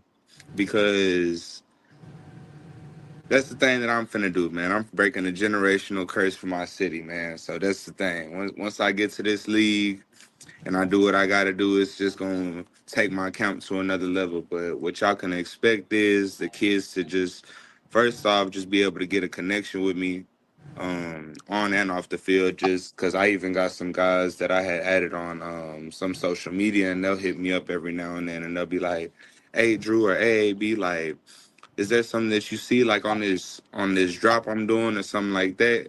Like, is there something that you could point out to help me? And I feel like that's amazing because me being in the position I'm in, there ain't nothing else I would rather do than help the youth. Like, because my thing was me coming into college as a freshman, and during that COVID time, first, not only did I have to attend my university without a visit or even knowing what it looked like, but then I'm over there and I'm really behind the curve, truthfully, from a quarterback position, Oh, as far wow. as kind of Yeah. being like a little underdeveloped as far as like the film room and stuff like that. So, I mean, I feel like the earlier the kids start, like the better. So, just kind of putting that nugget in their head while they're in middle school, elementary, young high school, like, once y'all go to college, it's gonna be a different level, and I don't want y'all to be in the same position I was in. I'd rather y'all be a little bit ahead of the curve, or at least everybody's starting off at the same point, so then it's a fair race. True. Yeah, that's a Um, great point, man. A lot of young kids, like you say, once they get into some organized ball, it's not as organized as when you get to the next level and level and the next level. But introducing them to it now is great for you to do. How many campers do you usually have there? I would say the first year I probably had about 50 to 75, and then this past year I probably had 100 to 150. So Wow. honestly, it's really not even about the number, because if I had 10 kids come out there, man, I'm finna train the heck out them 10 kids for real. Like, so I'm just blessed that I have all that love and support coming from my city, and that they just truly believe in me. Yeah. Now, when you have the camp, do you have some of your fellow players or some of the guys that you used to play with come and help you out? So actually, and I'm glad you just said that, Mr. Moses. You always be on it, man. You always do be on it. But that's actually gonna be a little surprise that I did have for this year's camp. So usually, so the first year I did have a couple of my old teammates come. The second year, it was a little bit tougher just because the time frame. But this year, I'm gonna have a lot of my old teammates that I played with at Roy Miller High School while I was there in Corpus Christi be a lot of the position coaches and my assistant coaches. Like, I have, you're not going to be too familiar with these names, but when they see it, they'll know who they are. Like, I'm going to have Adrian Lloyd, Bubba Lloyd, Cassius Clay. I'm trying to get Marcel Davis, but I'm going to have a lot of my old guys out there, my center, Austin Lavelle. So I feel like that's going to be a full circle moment, like completely. Like, I'm going literally all the way back to the stomping grounds with my guys. That's Wow. good, man. But hey, you got to do that sometimes, man. And it's like your boys are the ones you rode with and you're going to ride and die with a lot Yes, of sir. times, right? Kyle. I mean, Andrew, I got to say, I got to watch you grow. I was young too, but I'm able to watch you grow and mature and become like a real role model that a lot of these young men can follow. I think that's very important. So I just want to ask you a question. Going into this camp, with you being the role model that you have become, going into the NFL though, you want to continue this camp and grow it with the NFL's Play 60 grant? I feel like that would be something I most definitely communicate with them. I'm not as really too familiar with the details with that, but I would probably do something like that and still have my separate camp, because really I can't say too much about my next year's camp, but these upcoming years it's going to be a lot better for the kids as well. So I got something in store for them. But I feel like that would be a pretty dope idea right there to play 60. That's tough. Yeah, for sure. Yeah, definitely. That was a good one. Let's see here, guys. Here's this camp, the third annual AB1. I love the logo, man. How did you come up with that design, that concept? So it's funny, man. I really have a slick art side to me. So I'm literally, I want to say this might have been my sophomore, junior year of high school. Me and my mom, like, we were just talking one day, and she was like, "You need to start getting like your brand stuff together." Like, I'm like, "Should I do that? Like, for real? Like, you think so?" And she was like, "Yeah, like, you need to get a logo and stuff." So literally, I have an old picture. It was in one of my art journals. I just started sketching. And so I wrote an A, and then I put a B on side. I'm like, hold on, that could be like a 1 right here between the A and the B. Yeah. And so sure enough, it really just ended up working out. And then I'm not sure if y'all were too familiar with my first drop. I'm currently rebranding my brand right now because I'm trying to find some new people to plug in. But I had made like a little Uno card, like kind of like but with the 1 and then the AB in the middle. So I'll probably end up redropping that. But that was something I had also drew up as well. Really? Man, Yes, sir. I love it, man. I thought it was, when I first saw it, I was like, man, that's real creative. And it caught my attention, and it's unique. It stands out. Yes, sir. I mean, that's what we love to hear. I mean, we love to hear about the sports, but that creativity, that artistic side, we can see it channeling into your play style, man. Because you're really creative. You feel me? I mean, you when you're outside of the box, it's insane. The work that you're doing back there is crazy. You running around, and I can't do it. So I'm gonna leave it to you. I appreciate it. I'm gonna handle it for us, Cal. I'm gonna handle it for us. Thank you. Well, good. Now, what days will the camp take place? So it'll be on the July 25th and 26th. So that'll be that Friday and Saturday of the week of the 21st, I believe. So the first day, typically the way I try to do it, I'll have the younger guys come on the first day and try to have the older guys come on the second day. But I'm never going to turn nobody away. So whoever really comes on the first day, I always just tell them, like, go ahead. Like, if you feel like you want to come back on the second day, like, go ahead, come back. Like, let's get work. Cool. Now, what are the ages? Do they have to be specific ages, or you taking everybody from middle school and high school? So I'm doing 7 years old to graduate and seniors, but honestly, like if it's a kid and they're like 5 and 6 and they've been playing ball, and, they want to come out there and have fun, like I'm never gonna turn no kids away, my God. Like I can't. I'll be wrong as I'll get out if I did that. So I accept pretty much everyone. Even girls could come to the camp as well, because I know they've been implementing a lot of the girls flag football and stuff like that. Right. And actually, today we had just visited the Atlanta Dream place, and we were talking with the president and a couple of their representatives, and that's pretty much what the president was talking about as well. Like right now, things that's going up is females. Like the female sports world is really kind of going up on the grid. So it's like, it is. You know what I mean? At this point, that's what it's going to turn into. Like females going to end up doing everything. I'm sure they have the capability. So why not? Yeah, and if I remember correctly, didn't Alabama State have First D1? Yeah, you guys got the flag football team, right? Yes, sir. Wow, that's awesome. Man, congratulations on that. Now, guys, it's going to be in Corpus Christi, right? And it's going to be at Taft High School, and you guys can still go online to is it online to register, or how do they go about registering? So there's a website. I have it in my Instagram bio. I believe on the flyer I sent you, and I'm gonna repost it probably this afternoon, just so it could be back up. There'll be a QR code on there as well that you can scan, and it'll just take you directly to the website. Okay. But I was gonna say, as far as locations, the first day is gonna be in Taft, Texas, so it's just 30 minutes away from Corpus Christi. That's where I had really that's where I was raised at for like elementary up till 8th grade, and then the second day will be in Corpus Christi at John Paul. Okay. All right. 2 different locations, man. Yes, sir. So you guys can grab him over at Taft, and then you guys can grab him in Corpus Christi as well. So we're going to have more information about Andrew's camp. We're going to put it on the HBCU Legends site on SI. So you're going to have that available as well. So guys, it's a great chance to be able to meet Andrew. He's got some what you say, Andrew, got some surprises, some guest surprises that are going to be there. So you guys should be pretty happy. That's pretty dope to be able to have. So let's talk about this, Andrew. When these young guys get there, do they need to bring anything with them, or is it just need to bring their T-shirt and shorts? I would say primarily or whatever. Quarterbacks, if they could bring a ball, that would be amazing. If you're a quarterback, you probably shouldn't leave nowhere without a ball, especially go to a camp without a football.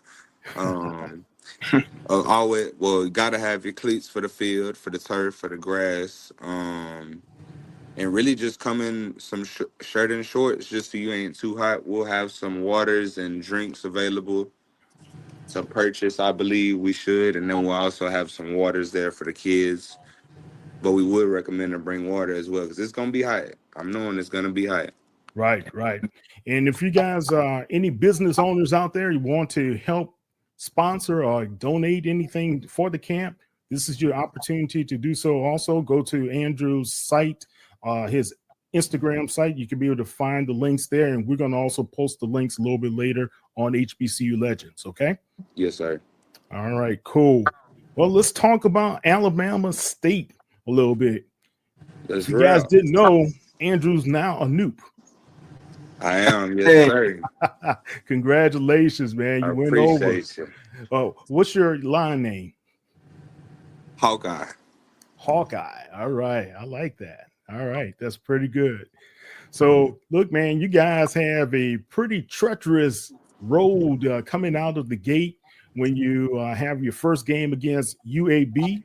And yes, then sir. You guys have to go to Southern and play in Munford Stadium on the road in Baton Rouge. Then you have Miles College, last year's D2 winner, to be able to come and visit you guys.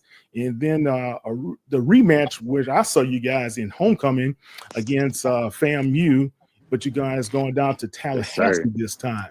And then you have a homecoming that's a little bit early this year for you guys, because usually Alabama State is in the middle of the month, but you guys played Bethune-Cookman. Talk about just those games as well as that Jackson State game. How do you guys feel preparing for it right now? Well, first, I got to kind of correct you a little bit on the word treacherous. I guess it just depends who's looking at it. But I'm very excited, man. Honestly, obviously, the first game we got UAB. That's going to be a solid team coming out.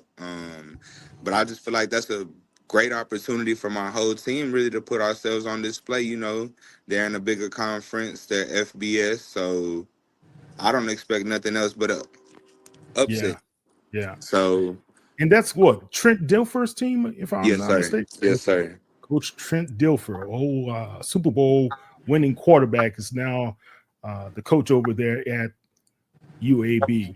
And then you're gonna face the Jaguars. Then we got Southern. I'm actually pretty excited about that game as well. Just going down to BR. You know, we had went down there with TSU when I was there, but I didn't get an opportunity to play. So I feel like it's gonna be a great atmosphere. They most definitely know how to get the crowd going. So I know they're gonna be booing a lot. So it is what it is.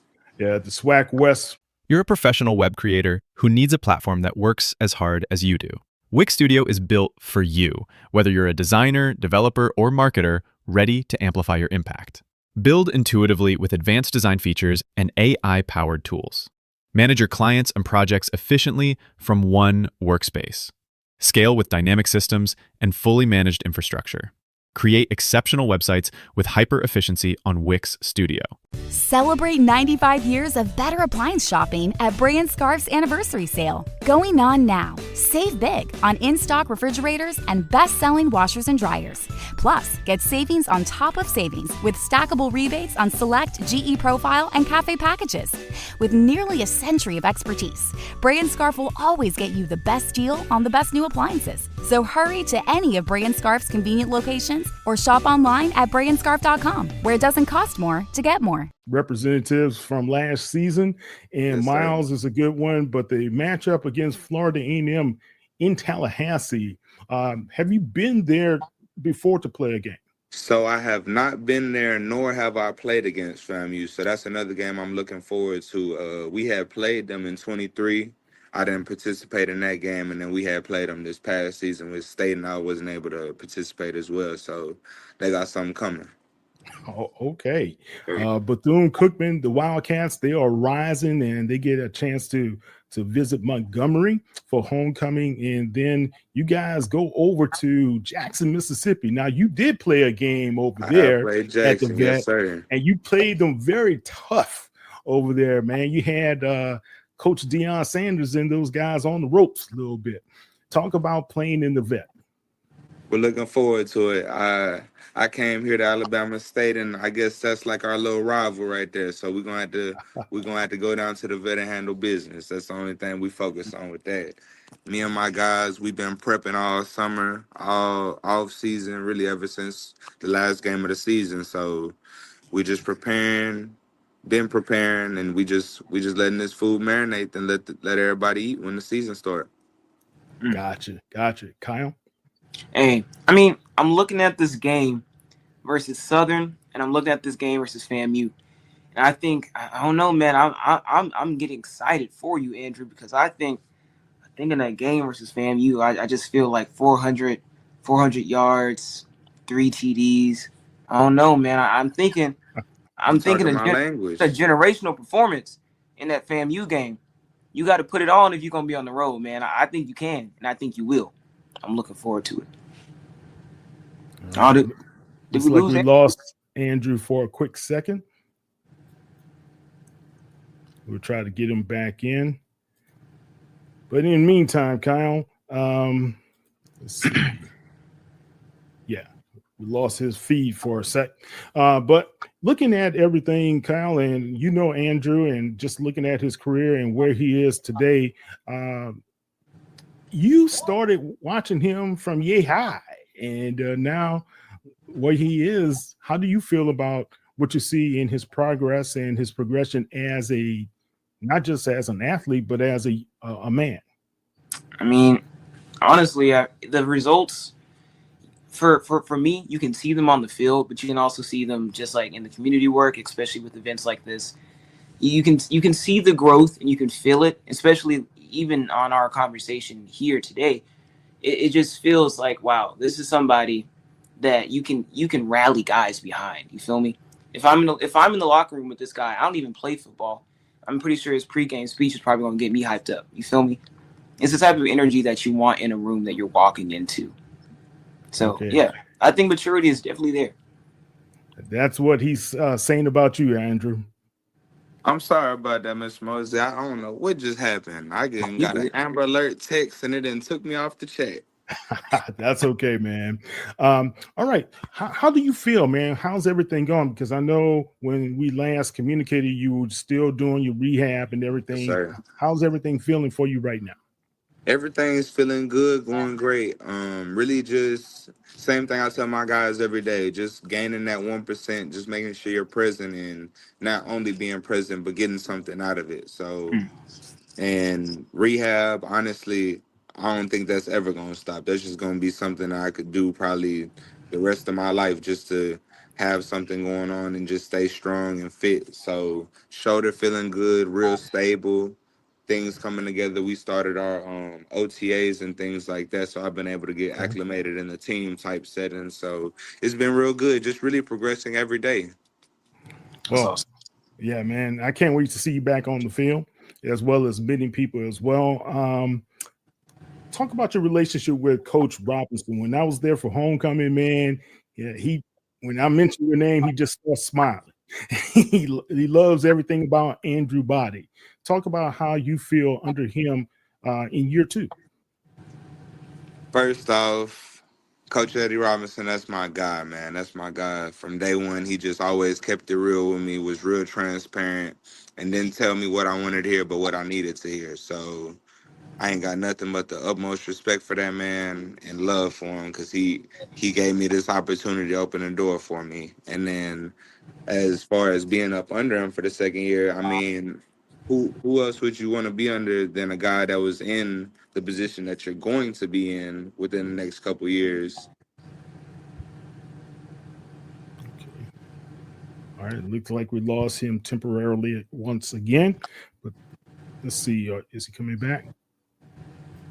Okay, we'll bring him back on, guys. But I do know from talking to Coach Rob personally, he thinks highly of Andrew, and a lot of people do as well. There we go.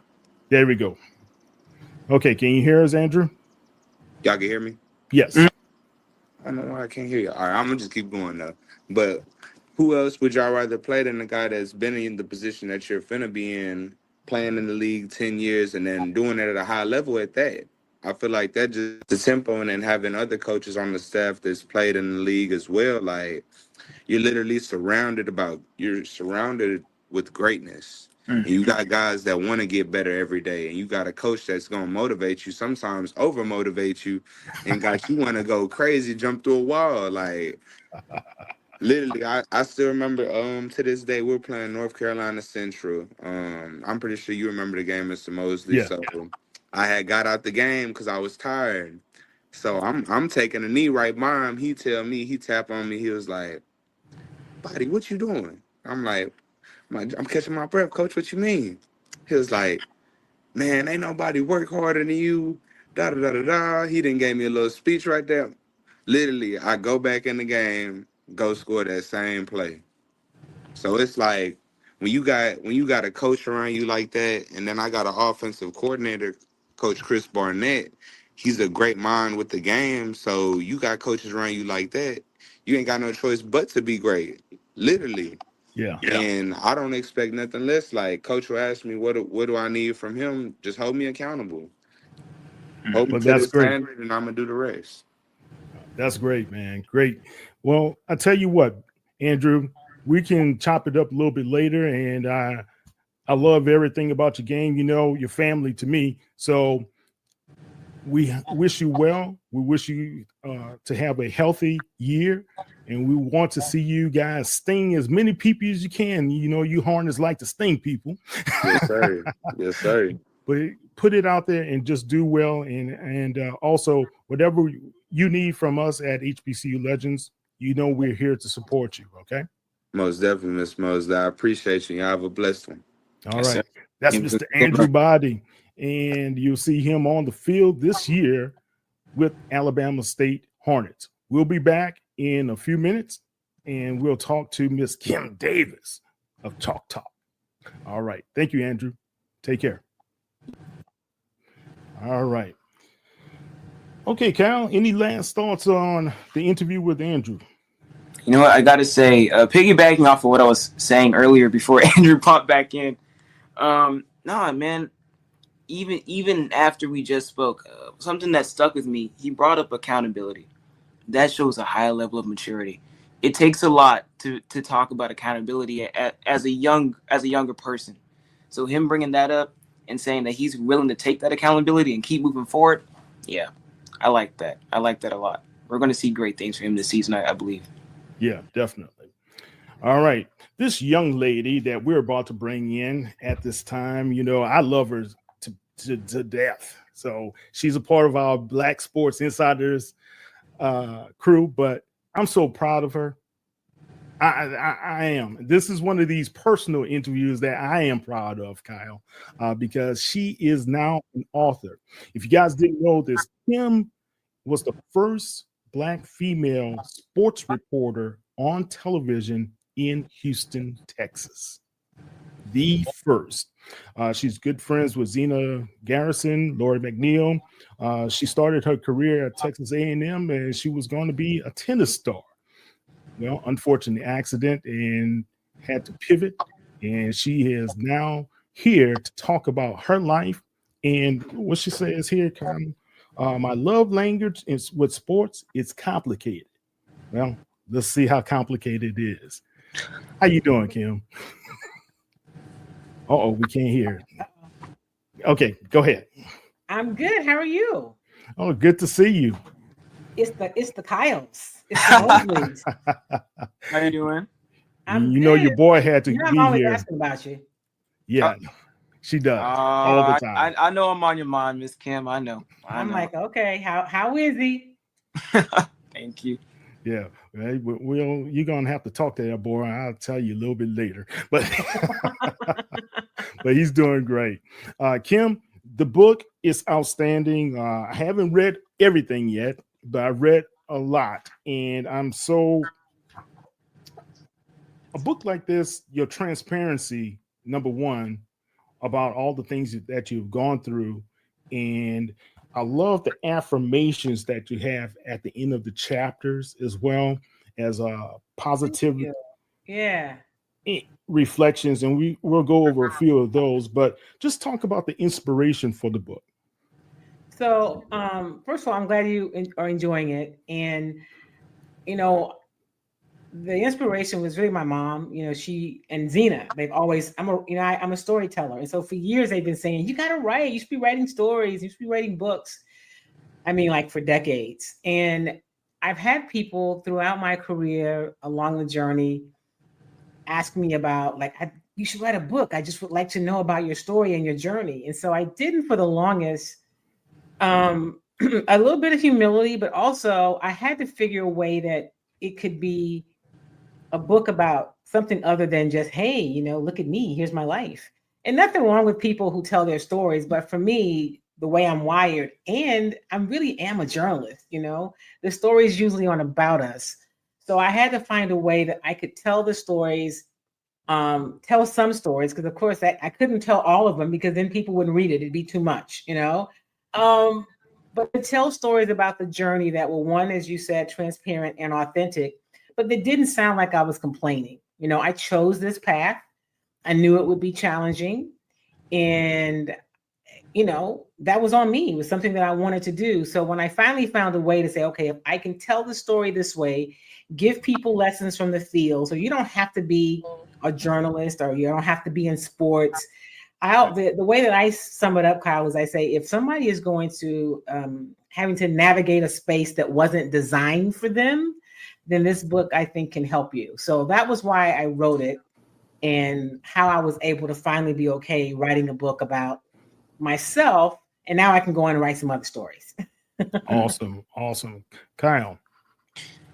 I wanted to ask you a question. So you spoke about how this book, it can be like a guide for people who are, working in spaces that are not, built for them, or, built to help them succeed specifically. So I know for one, I'm looking forward to reading your book, because I know there are a lot of spaces that, of course, aren't engineered for people of color like ourselves. Yeah. So I want to say I'm thankful that you've written this, because I know tons of Black women in the professional field that is not catering to them in the proper way that respects them. So I'm definitely going to recommend this book to a few of my friends, because if that's what you're talking about, then it needs to be heard. Thank you. Thank you for that. Yeah, definitely. Kim, you're like a trailblazer and a pioneer in so many ways. Could you just touch on like some of the early things, how you persevered through and have been so resilient? So, once I decided, so when I first went to college, my major was petroleum engineering, right? Because I was a really good student and really good in math and science, and that's what you should be, and you're going to make a bunch of money. Yeah. So I had lots of offers, academically as well. And I went to Texas A&M, and I was going to be a petroleum engineer. And I went through the first semester, and I was like, yeah, I don't want to do this. These people are going to be strange. Nothing against engineers. Some of my best friends are engineers, right? Yeah. So I called my parents, and I said, I really don't want to be an engineer. I really do. I was always interested in journalism. It was law and politics, and it was sports journalism. And so my parents said, okay, well, if you're willing to do the work and do what it takes, we support that. Just remember, you live within your budget, your means, and we live within ours. And they're basically telling me, because you're going to be broke. And so you're not going to be able to still have all the things that you like. But anyway, so I knew that's what I wanted to do. And so I set out to learn as much as I could, really long internships. I wanted to know how a product went from conception to air, so I could understand it and know that this is really what I did want to do. Okay. And so I did that. Kyle, we're the same kind of age where your parents told you if you go to school and get an education and work hard, you can do it. That's right. There's a whole lot more to it than that. Yes. But I worked with that in mind. I always wanted to be prepared and qualified and do all the things I could to give myself the best shot to be successful. And so early on, I didn't really think about it. Here are the logistics. I wanted to work in television. I was going to have to go to a smaller market. I grew up in Houston. I worked at the station in Bryan, College Station, when I was in college. But when I came back, I graduated. I needed to go to a smaller market. Well, most small markets have 2 people in their sports department. And the chances of that news director making one of those 2 people me was really slim to none. Right. Because it was different. I wasn't what they were used to. And it wasn't a conspiracy. It just wasn't what was happening back then. So I went to print because I thought if I write for newspapers, it's going to give me credibility as a journalist. And I think it did that. Also, I did some early talk radio. I met Ralph Cooper early in my career, and I was writing for a weekly newspaper, and I was also doing some writing for the Houston Post. I'm dating myself, but I did write for the Houston Post. Wow, the Houston Post, that's a long time. A long time ago. I was 12, y'all. I was 12. And I covered the Oilers, and I would go on the road with the team. I covered the team on the road. Wow. So I would call in to Ralph's show on Friday so that Sports Wrap, would have a presence on the road. So I did things with Ralph. Butch Woolfolk, if you remember him, he and I did a weekly Houston Oilers show on the station. And over the years, I just found ways to do this thing I wanted to do, like work all the time, had lots of jobs. And so I felt like, how is somebody going to just tell me no? You can't tell me no. I'm going to do this. And so I just kept pushing. And I was initially, it was kind of, I was stubborn in that regard. Like, how can you tell me no when I know I'm qualified, when I'm working hard, when I'm willing to learn, I stay late, I come early, tell me again why I can't do this? And that was my attitude. Yeah. So yeah, it worked for a while. And it's still working. I love it, man.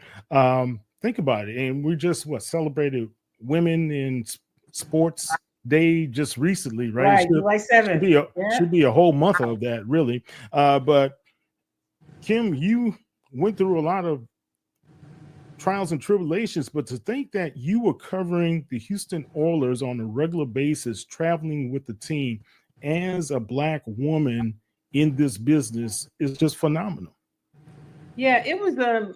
I didn't really think of it back then as that. It was like, oh, so I need to go on the road because they have games and I need to be where everybody is. And and Kyle, I still kind of approach what I do that way. I'm going to go to Texans training camp, when they go to West Virginia, because I feel like you just got to be in the room or on the field or on the sidelines to really get a taste of what's happening a lot of places. And that was always my approach. And so that's really what I've tried to do.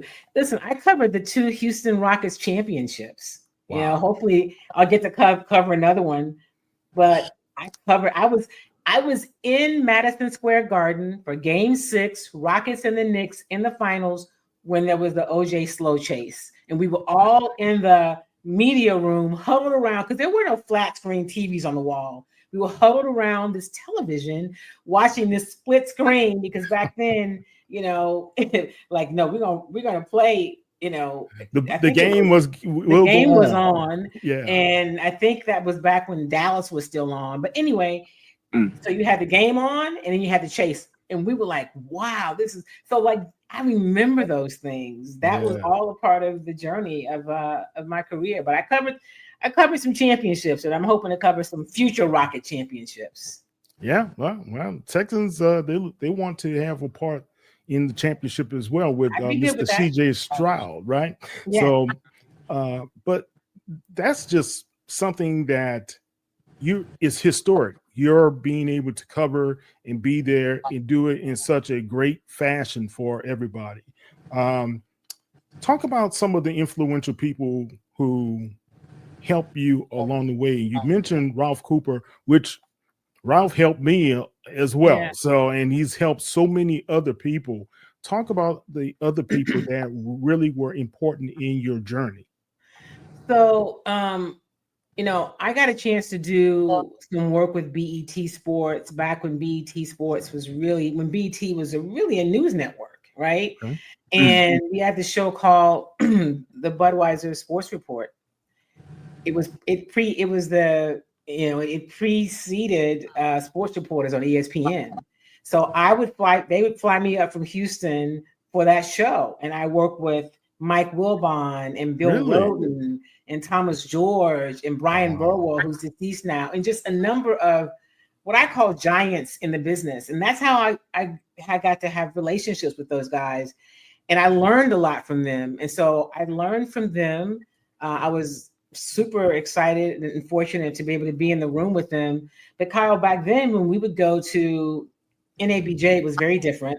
Or we would cover a Final Four, we would always get together, the group of us, not just us, but Black sports reporters and producers and production people, and have kind of our little own kind of informal powwows. And sometimes, I remember sitting in a room with George Ravlin and John Chaney and just talking about history and stuff they dealt with. And of course, Arthur Ashe, who I knew because I played tennis and he used to come to Houston. But those were the people that we got a chance to spend time with. And they didn't show up as celebrities or stars. We were all in this thing like learning from each other. And so I got a chance to soak up a lot of that knowledge. And I knew it was cool then, but later, especially when I reflect on it now, how incredible that was. That being able to sit at the feet of some of those people. And for somebody now, like a Bill Roden or a Mike Wilbon, to call me a friend and a colleague, because I think they're giants in the industry. So I had a chance to learn from some of them. And I don't know if you remember Max Edison, if you knew Max at all. Max used to write for The Defender, but Max and I hosted a show called Sports Timeout. It was a live daily sports talk show, 2 hours. And for 2 hours. Wow. For 2 hours, Monday through Friday, from 4 to 5, 4 to 6. And so Tony Wiley used to always joke and say, you guys were his and hers before there was the his and hers, And so I remember working with Max, and he unfortunately passed away right before the pandemic in 2019. And he was really like a brother, and so Max and I, and just different people in the business. I'm going to tell you this, and I don't even know if I put it in the book, but prior to D'Amico Ryans, because I can say he is my favorite NFL coach. But prior to him, my favorite coach in the NFL was Buddy Ryan, because I got a chance to work with Buddy Ryan when he was a defensive coordinator for the Oilers. And back then, we sit around at the practice and we talk about sports, and we talk about a lot of things, because there was no social media. It wasn't going anywhere. And you just get to learn from these people who knew so much. Buddy Ryan used to send me Christmas cards every year. Really? So I knew so much, and we lost touch. But, like those kind of memories, or when George Foreman was making his comeback and I did this takeout piece for the Post, and I got a chance to hang out with him for a couple of days and his trainer. Wow. Just the people that are just historic, and many who've passed on.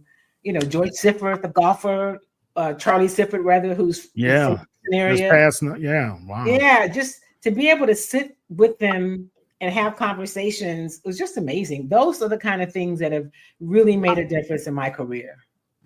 Guys, we are here with Kim Davis, author, but sports reporter, journalist / everything. She's tremendous. She does her job very, very well. And Kim, I did not know you had the sports report, like you said, for 2 hours long. I'm like, where was I at? How did I miss that here in Houston? This was before. When did you come to Houston? 89. Okay, so you would have been here. Yeah, but I was working 90s. A lot. So. Oh yeah, yeah. So yeah, as a recruiter, so I did miss a lot of TV. Trust me. But Kyle, just listening to Kim, what are your thoughts? How do you feel? The more as I was listening, and as you spoke, and I'm hearing these stories and I'm hearing these names, and I'm like, the one, of course, that rings true with me is Ralph Cooper, because we all know and love Ralph. Yeah. We love him to death. and he's put each one of us on in some way, shape, or form. And as you're telling your stories, and you're talking about how when the Oilers were on the road, you went to every game. I was like, the dedication is the biggest. That was the word that came to mind. Dedication. It's the biggest thing to me. You're so dedicated to your craft and your art, and it's inspiring for me as an artist myself. It's very rare, very inspiring, and it's very rare to find somebody who's that dedicated to their art in the process of evolving and growing while learning from others. Like, you don't have an ego. You are so humble, and that is something, I think that's the biggest thing I should take away. The ability to be that humble with strong gift inside of you. Like, that's insane. Thank that's you. So, like, yeah. But truly, thank you more than anything for talking to me at that Rice game. I think that was the first time we met. That's the first time we met. It was freezing in there too. Cold. Yeah, it was a marg. It was a marg in there. It was freezing. TSU was not their finest hour. No, but the band was fantastic. Were they not? The band sounded great that day. Coach Dishman, that's the one takeaway, right, Kyle? He was very excited. He said the band sounded great. I don't know about team, but the band was fantastic. Yeah, Coach Dishman said that. Right? He said that. He said, "Hey, listen, the band was outstanding." Us, funny game, not so much. Oh man. Well, look, let's look at a couple of things here. I wanted to just bring this up. Let's see if I can add that. Okay. Now, this is one that caught my eye. One of the things in your book, you say, understanding the language of sports, finding your voice, and showing up even when the odds aren't in your favor. Talk about that. So I think the sports is so much more than just what we see on a field or a court, right? I think it is, it gives us so many tools and, discipline, commitment, knowing how to fight the right way, all of those things you get from it. But when you understand it, there's also a language to it, right? There's a language of sports. And so the people that consider themselves experts or, it's because they know how to speak the language. And really years ago, that's why I started Chalk Talk, to help women understand the language of sports. Okay. Right. It was really because all those years that Max and I did this call-in radio show, we would have a fair amount of women to call in because they knew that there was at least one person, and Max was good too, but who would have a conversation with them and not make them feel like you don't belong here. So I felt after that, like, you know what? Because as a woman, I know that we learn differently. We process information differently. So let me help them understand the language of sports, and they can use that in different places. It can help them to find their voice and where they should show up, and how to use some of those things we see from athletes and coaches in this vast world of sports, how they use those things to propel themselves to the next level, anybody can use it. But understanding how to take that language, the stuff that we talk about, the stuff that you hear coaches and players say, and use that to find your own voice and make your own way, even when it's not in your favor. Because how many players do we know that things aren't in their favor? And Kyle and both of you, how many times can we say that, you know what, these professional athletes or these collegiate athletes, they're talented, they're great, but I know some guys who had this much talent or more, they just didn't make it. Right. Yeah. Right. A lot of times. Okay. When you spent your career challenging and the status quo, you don't wait for validation. I like that. You become the standard. Don't wait for validation. A lot of times I think somebody and a lot of young people, especially once they want to get into media, I have heard they want to be on ESPN or they want to be in front of the camera and all this other stuff. But you said something that was key. You had to figure out a way to get the validation or the credibility. So you didn't go the traditional routes all the time. Yeah. You found a way to be able to get your voice out there through print, through writing as well. Talk about that. Yeah, you just can't wait for somebody else to say, okay, Kim, now we approve. Because what if nobody ever does that? Right? So you have to become your own standard. But what that also means is you've got to put in the work. Like Kyle said, you've got to really be good at your craft. The biggest thing I tell young people and say, hey, would you tell me if I'm trying to be in the business? And I said, I would say, know your craft. Always work at it. I still work at it, right? Always work at it. Pursue excellence, not perfection, but pursue excellence in your craft. If you want to be a reporter, be a really good storyteller and a writer. Learn how to produce, know how to make it work, and know how to work with the people that help you get what you're getting done. If you're working in television, be the reporter that's going to help the photographer carry his or her equipment. Right? Don't be the star. Don't have the star mentality. Yeah. And so you become the standard. And you don't have to wait for validation. People are going to want to work with you and are going to want to have your product and have you around because you become the standard. And you're not waiting for them. And you're not waiting for the numbers on social media that say you're great. That's the other thing. I didn't have social media in my career earlier, but I run into that now. And people want to put you in a box that you're not quite worthy enough because you don't have enough followers. Yeah, it's so funny you said that. There was an athlete that HBCU reporters covered diligently for the past 3 years. And now they're going to Division I. And I asked their representatives, hey, can I just have a final interview with their transition and talk about it with them? Well, we're really looking for national profiles. We really want someone on ESPN or a higher level to be able to talk with. That's like, you're not understanding you're doing the same type of discrimination that you fought against before, and you're doing it to us who really was there for you. I was just blown away. I couldn't understand that. But the thing is, guys, don't wait. If you know you're putting out great content, you're trying to refine your craft or learn your craft, just keep working on it. I ran into a lot of roadblocks. I ran into a whole lot of roadblocks, but I never let it deter me. Never let it stop me. You got to be a little stubborn, right?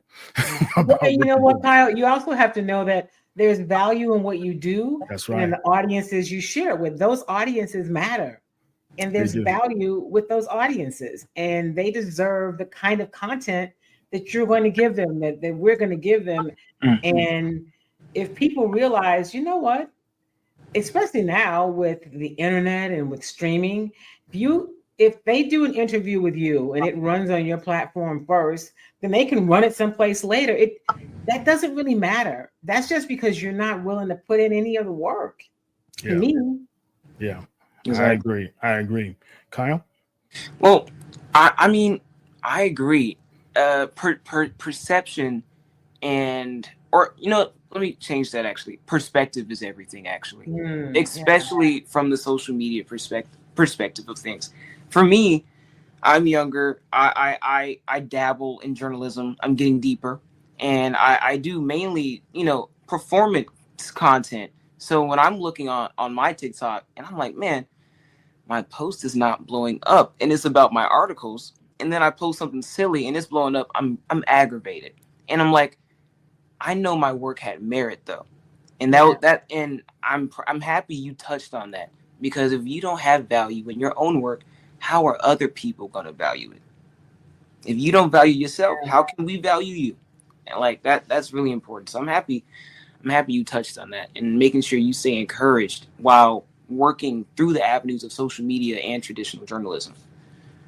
I think that's so smart. And, every social media platform has its own personality, right? They perform for certain audiences, and they differ. Now, there's some similarities with Instagram and TikTok, but there's still some differences. So where you put your information, it performs certain ways based on what the content is. And but if you're telling good stories, and the problem now is so many people are caught up in the numbers, and they discount you when you don't have the great numbers, right? Yeah, the quality of the work is being overlooked sometimes. They're looking for the entertainment value. Right. And they're really looking, when you talk about followers, they really are followers. They follow who people follow. It's not always based on even the entertainment value, Kyle. I think it's, oh, well, this person's got a lot of followers. They must be doing something spectacular. I better follow as well. And they don't stop to really evaluate what is the content, what's the context, can I get anything from this? And maybe I can't, but I'm not going to discount it because it doesn't have a lot of followers. But that is unfortunately where we are now. Yeah. So we just keep plugging away, man. The people that need to see it will see it. Exactly. Okay. And finally, toward the end of your book, you have these little sayings, right? Running the play has never been about getting everything right. Speak on that. Just because you show up and you do the work, it doesn't mean that you get it all right all the time. I mean, I did a lot of things, and if I would have looked now, I'm like, man, I probably should have done that differently. But it's okay. But it's about you gotta run the play. It's like when they're on the field and the offensive coordinator has sent in a play and CJ Stroud is standing there under center, and then he's got to call an audible. He's just gotta run the play. He can't wait too long trying to get it right, because a few things happen. You get sacked, you turn the ball over. I mean, a lot of bad things happen when you kind of wait, right? So you've got to just go through with the play and know that what you see matters. Your voice matters. Your vision matters, and run the play. It won't be the last play. It may not be the greatest play. It could be, but there'll be other plays, but you got to just run it. Right. Your vision matters, your voice matters, and this moment, it's yours. I was like, okay, I'm starting to, I felt it, and I understand where you're coming from. But when you say you've already started, a lot of you guys out there have already started your journey. Yeah. And I think in this part of life, sometimes you just don't know if this is the right thing you're doing, or you get hit left and right and you go through some ups and downs, but that's the ebbs and flows of life as well.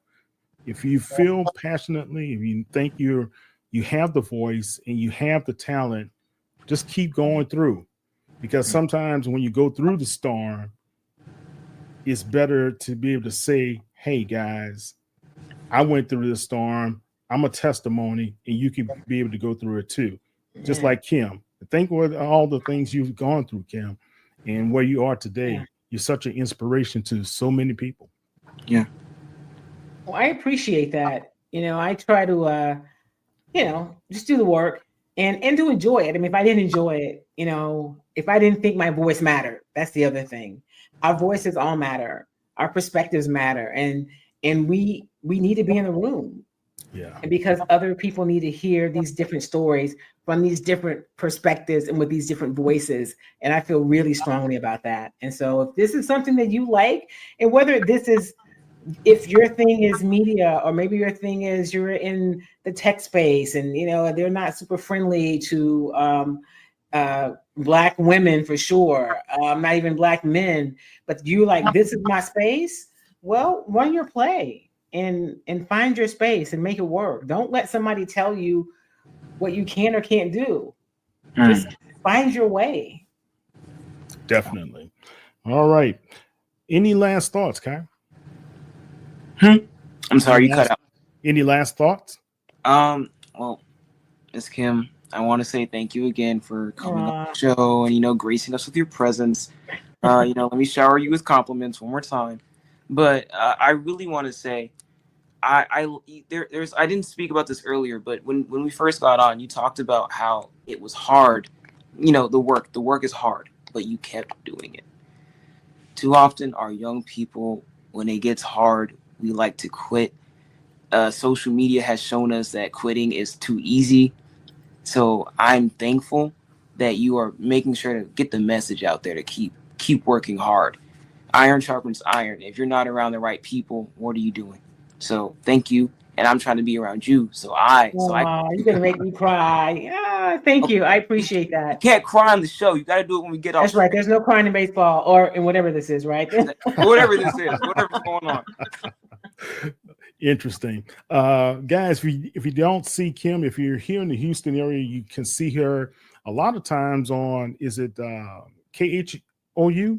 So KHOU Sports Extra, and occasionally on Sports Sunday on KPRC, mostly on Sports Extra, and then sometimes on Fox in the mornings. With Nate Griffin. With Nate, and I've got to catch up with Isaiah soon, so he won't start saying I'm acting funny, when I don't go for a while.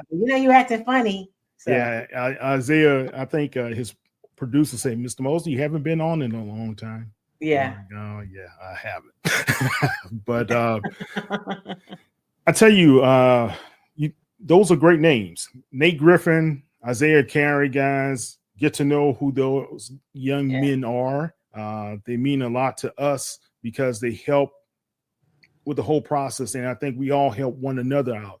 Ralph Cooper, 56 years now in broadcasting. Think about that. 56 years. And I think Cooper is one of the 6 or 7 men, Black males, who have their own radio show in this country.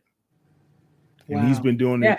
And that's the thing. There's not a lot. There's not a lot of spaces. Ralph is, talk about a trailblazer. Ralph is that. And Ralph is going to do it his way, but Ralph has always tried to create opportunities for other people. That's just who he is. Yeah, definitely. And I can always tell people I appreciate the first time I met him at one of the Texas Southern games, and we just hit it off, and he took me on his wing ever since. And I appreciate him just giving me the opportunity to have a voice out there, to be able to share my different perspectives on sports as well. All right, Kim, tell everybody how they can follow you on the World Wide Web. So you can follow me on, let's see, if you're on Facebook or Instagram, it's Kim Y. Davis Media. There's also just Kim Davis on Facebook. On X, I think that's what it's called. I still call it Twitter. It's Kim Y. Davis. And on LinkedIn, I'm Kim Davis. Or is it Kim Y. Davis? Maybe Kim Y. And the reason that I use Kim Y. Davis a lot of places is because Kim Davis is a really common name, even though I'm not common, my name is. So I use my middle initial. So you can find me most places at Kim Y. Davis or Kim Y. Davis Media. Yeah, I think Kyle, he usually he likes to just say Kyle Anthony. You know, that's his I call. That's my moniker, I guess. You know, I like that, Kyle Anthony. Yeah, it's got a little flow to it. You got a little ring to it. I like that. I like that. Oh with the Who Dat Sports podcast. Yeah, you guys, man.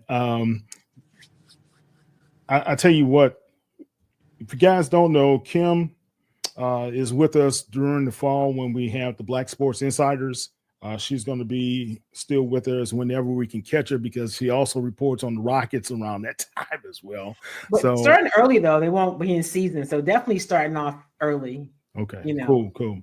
And so this year with having Kevin Durant, you know, I'll be there, but I'm gonna make time for my, you know, my BSI people. All right, cool. We need you. And guys, go get a book. Kim, how can they get the book? So you can get it on Amazon. I've had some people say, yeah, I don't really do Amazon. Well, you can reach me on my website. I've got to find a way to put it there, but I also have books. And listen, if you want to have like an event, a book signing event, or if you've got a group of people and you want me to come out and we can talk about the book, you know, invite me out. Let's do it. You can get the book that way. So Amazon is one way, or, you know, I found that the in-person events are kind of cool. Now the one you came to, Kyle, it was a launch. I didn't really get to do talk about the book and take questions. I was so overwhelmed with just the fact that so many people showed up. It was amazing. I'm still really, really grateful. But I do want to do some other signing events where I can have conversations like this with people. So if you want to do that, you can hit me up on my website or Kim at KimYDavis.com. Super easy to find. And let's do something fun. Definitely. And if you guys need some help, if you're a coach or if you're a young media professional, or if you're just aspiring to get into media, Kim listens and she also coaches, and it's a consultancy. So help her out there, guys. It's not just everything's for free. So hit her up. But I will have an initial conversation with people. Like, you know, if you just want to talk, hit me up, right? And let's maybe there's something you just want to know, and I can spend a few minutes doing that. I do that with people from all around the country, and I'm happy to do that as well. Great. Now, I did want to go back to the BET. You were hanging out with, was Curtis Simons responsible for? Yes. It says Curtis Simons, and then there's a Kurt Simmons. So I knew Kurt Simmons was the one. I knew them both. They were both there, and they both had roles. Really? I also worked with them both when Willie Gary had his network. Okay. It was MBC Sports. And we used to do, this was after, you know, BET kind of went off the reservation, and they had a lot of the Black college games, and you know, do you have a cool pair of glasses on the back cover of your book as a souvenir? Well, you know, Sam is a good friend of mine, one of my church friends. She just has writing on the back of the book, Sam. Yeah, it's just writing. I don't have any glasses. I missed that, but maybe on the second edition, I'll put some glasses on the back of the book. So what I'm hearing is the second edition is confirmed. We're breaking news. We just heard this right live. Here. No, I did say that. Maybe I meant the next book or something, but I am writing another book, so there will be that. But I'm also launching a T-shirt line, and they're going to have glasses on it. So there'll be glasses on the T-shirts. That's what we'll do. Now, if you don't know, man, Kim can bedazzle a drinking cup as well, man. So she does that very well. I bought it that way, so I can't claim that's not my gift. Yeah, you know, my gift is telling stories, and my gift is cooking. My gift is not that kind of artistry, but I can find it. Excellent. All right, Kyle, tell everybody how they can find you on social media, man. Oh, well, I was about to tell them how they could find me in person. You know, hey, I'm gonna drop that. I'm kidding. I won't drop my address. Go ahead. No. My mom will be very upset. Y'all, I can't do that. All right. So if you want to locate me on Instagram, you can find me at Kyle Anthony Mosley. And then on X, formerly known as Twitter, you can find me at Mosley Kyle A. And then on TikTok, it's just Kyle A. Mosley. Kyle Anthony was not available, sadly. It was already taken. So, yeah. But you can find me on all of those platforms with those usernames. Yeah, Kyle's a great photographer, videographer as well, and he is great at writing. He surprises his father all the time when he comes up with some new culture specific type of articles for HBCU legends, but he also does some sports writing as well. So good work, son. Hey, thank you, Captain. All right. Kim, thank you always, and continued success. I love the book. Can't wait to finish, but also let us know anything else we can be able to do to help you guys out. Guys, go get the book. I'm telling you. I appreciate you guys. Thank you for having me. I love it. Y'all my favorites. Yeah, gotta you get to see you soon, both of you. Would not be disappointed. This is a great book. All right, I'm Kyle T. Mosley with Kyle Anthony Mosley, as well as Kim Y. Davis here at HBCU Legends, as well as the Black Sports Insiders. You guys can follow us at HBCU Legends on all social media platforms, as well as you can follow me on all social media platforms at KTMOZE. And hey, let's have a great one. We're going to have some good conversations coming up this weekend as well. Hopefully we'll have some surprises for you. So have a great weekend. Be safe and stay out of trouble, guys. Take care. All right. Peace. Thank you.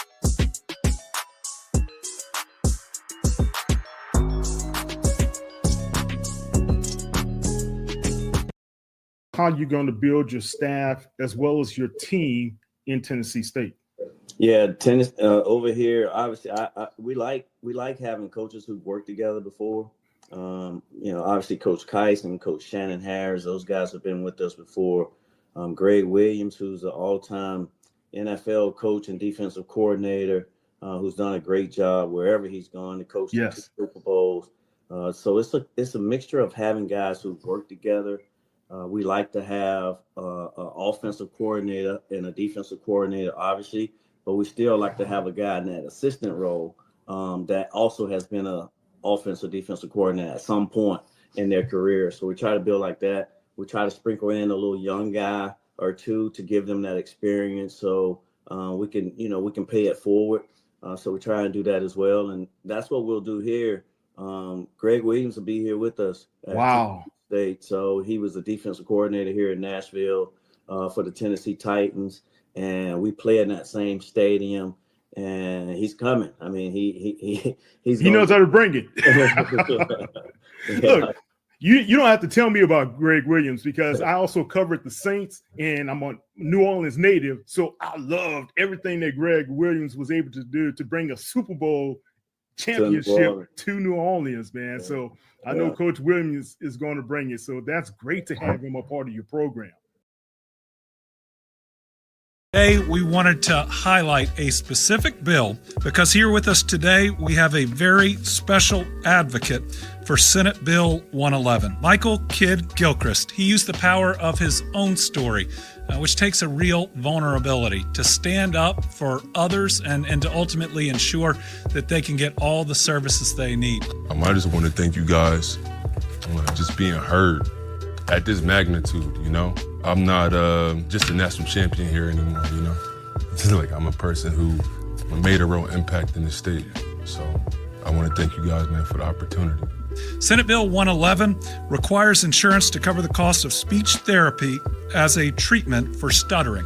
Speech therapy can make a world of difference, and now everyone is going to be able to have that coverage. I hope everybody knows we are another state that is now making sure that private insurers are covering these services. Has come off on fire already.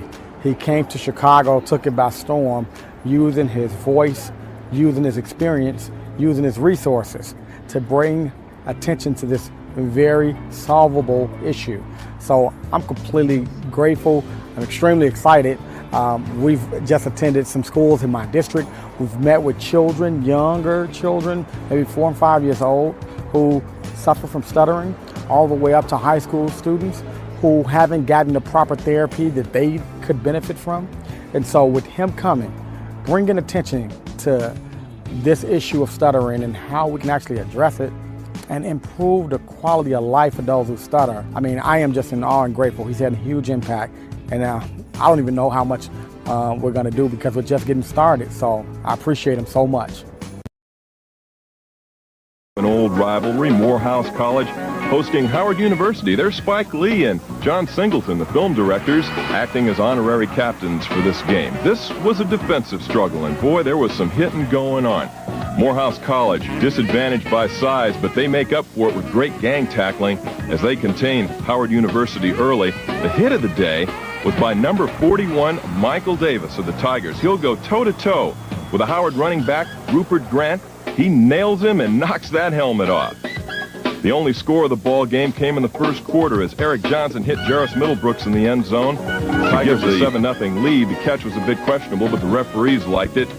And in the second half, the teams were plagued by a driving rain. They managed to finish this one, though, and walk away with soggy shoes. By the way, Spike Lee says he'll replace the Tigers' soggy shoes.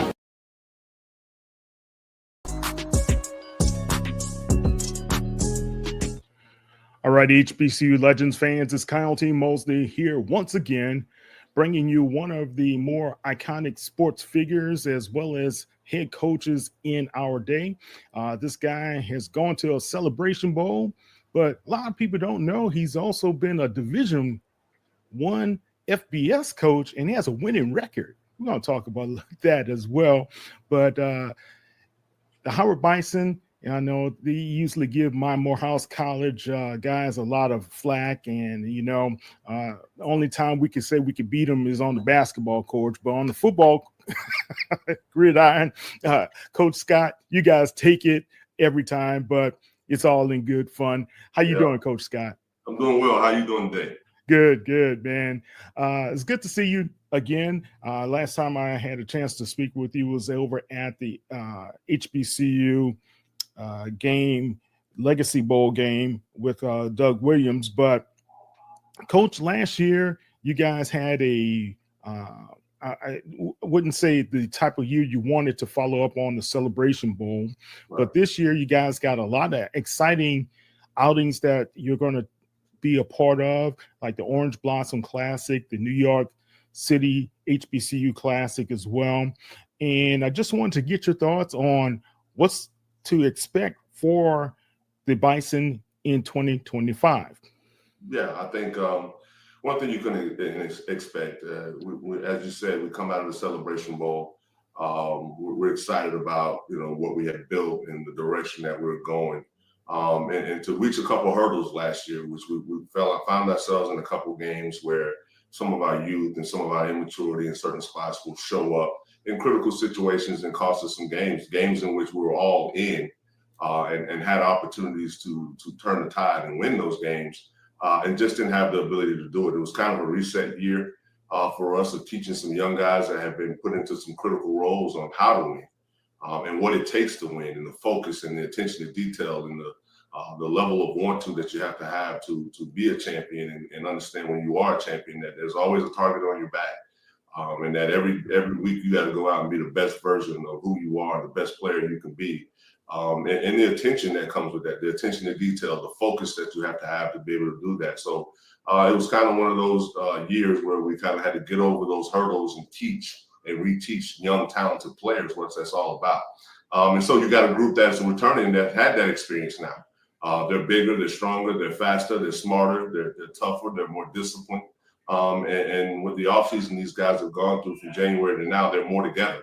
And so I think you got a team that's hungry. They've learned from their mistakes. They've learned from the critical errors. They've corrected those errors. And they've pushed each other and brought others along with them as we've added new faces and other young players to the program. They've helped indoctrinate those young guys to what the culture is here that we've built here at Howard, and how important that everybody be locked in and focused on what it is that we're trying to accomplish. And so you'll have a hungry team that don't like the taste of what they tasted last year.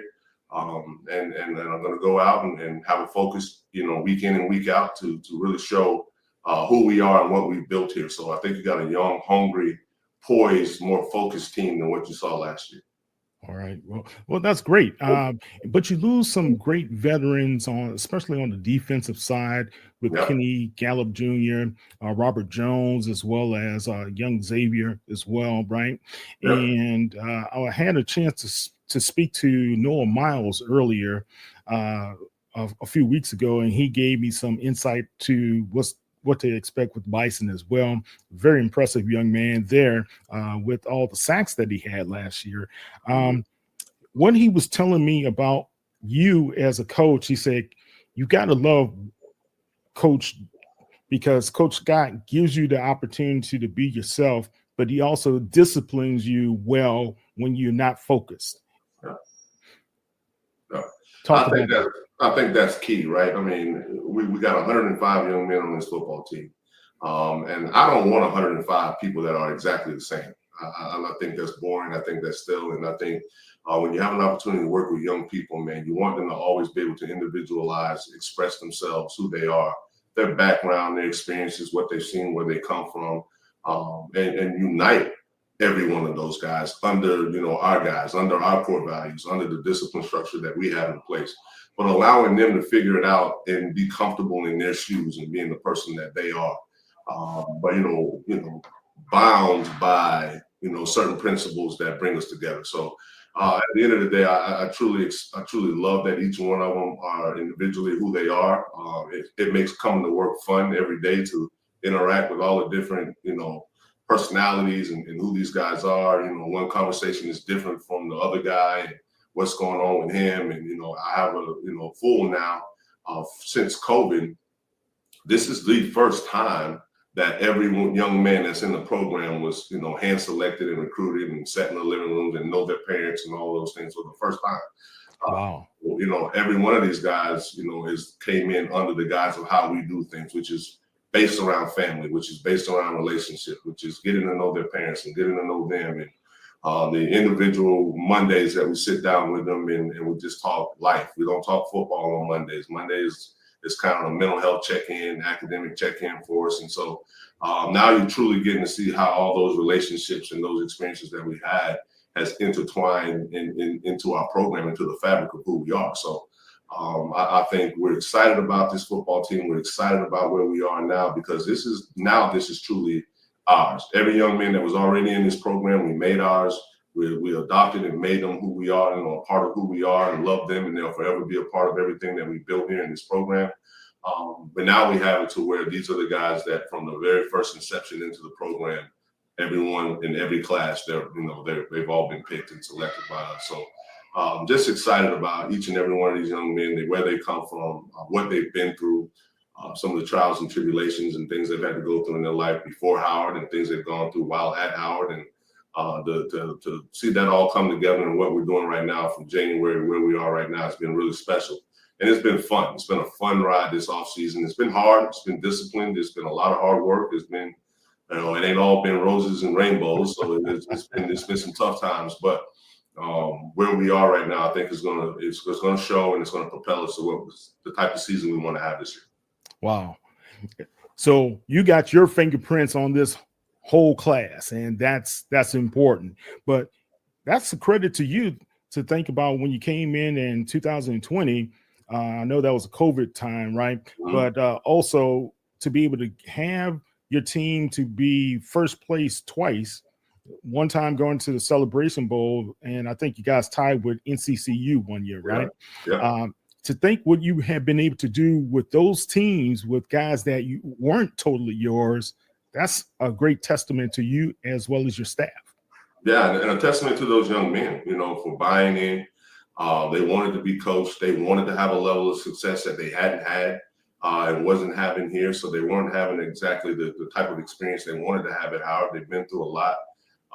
At that time, for some of them, I was their third head coach in a 3 or 4 year span.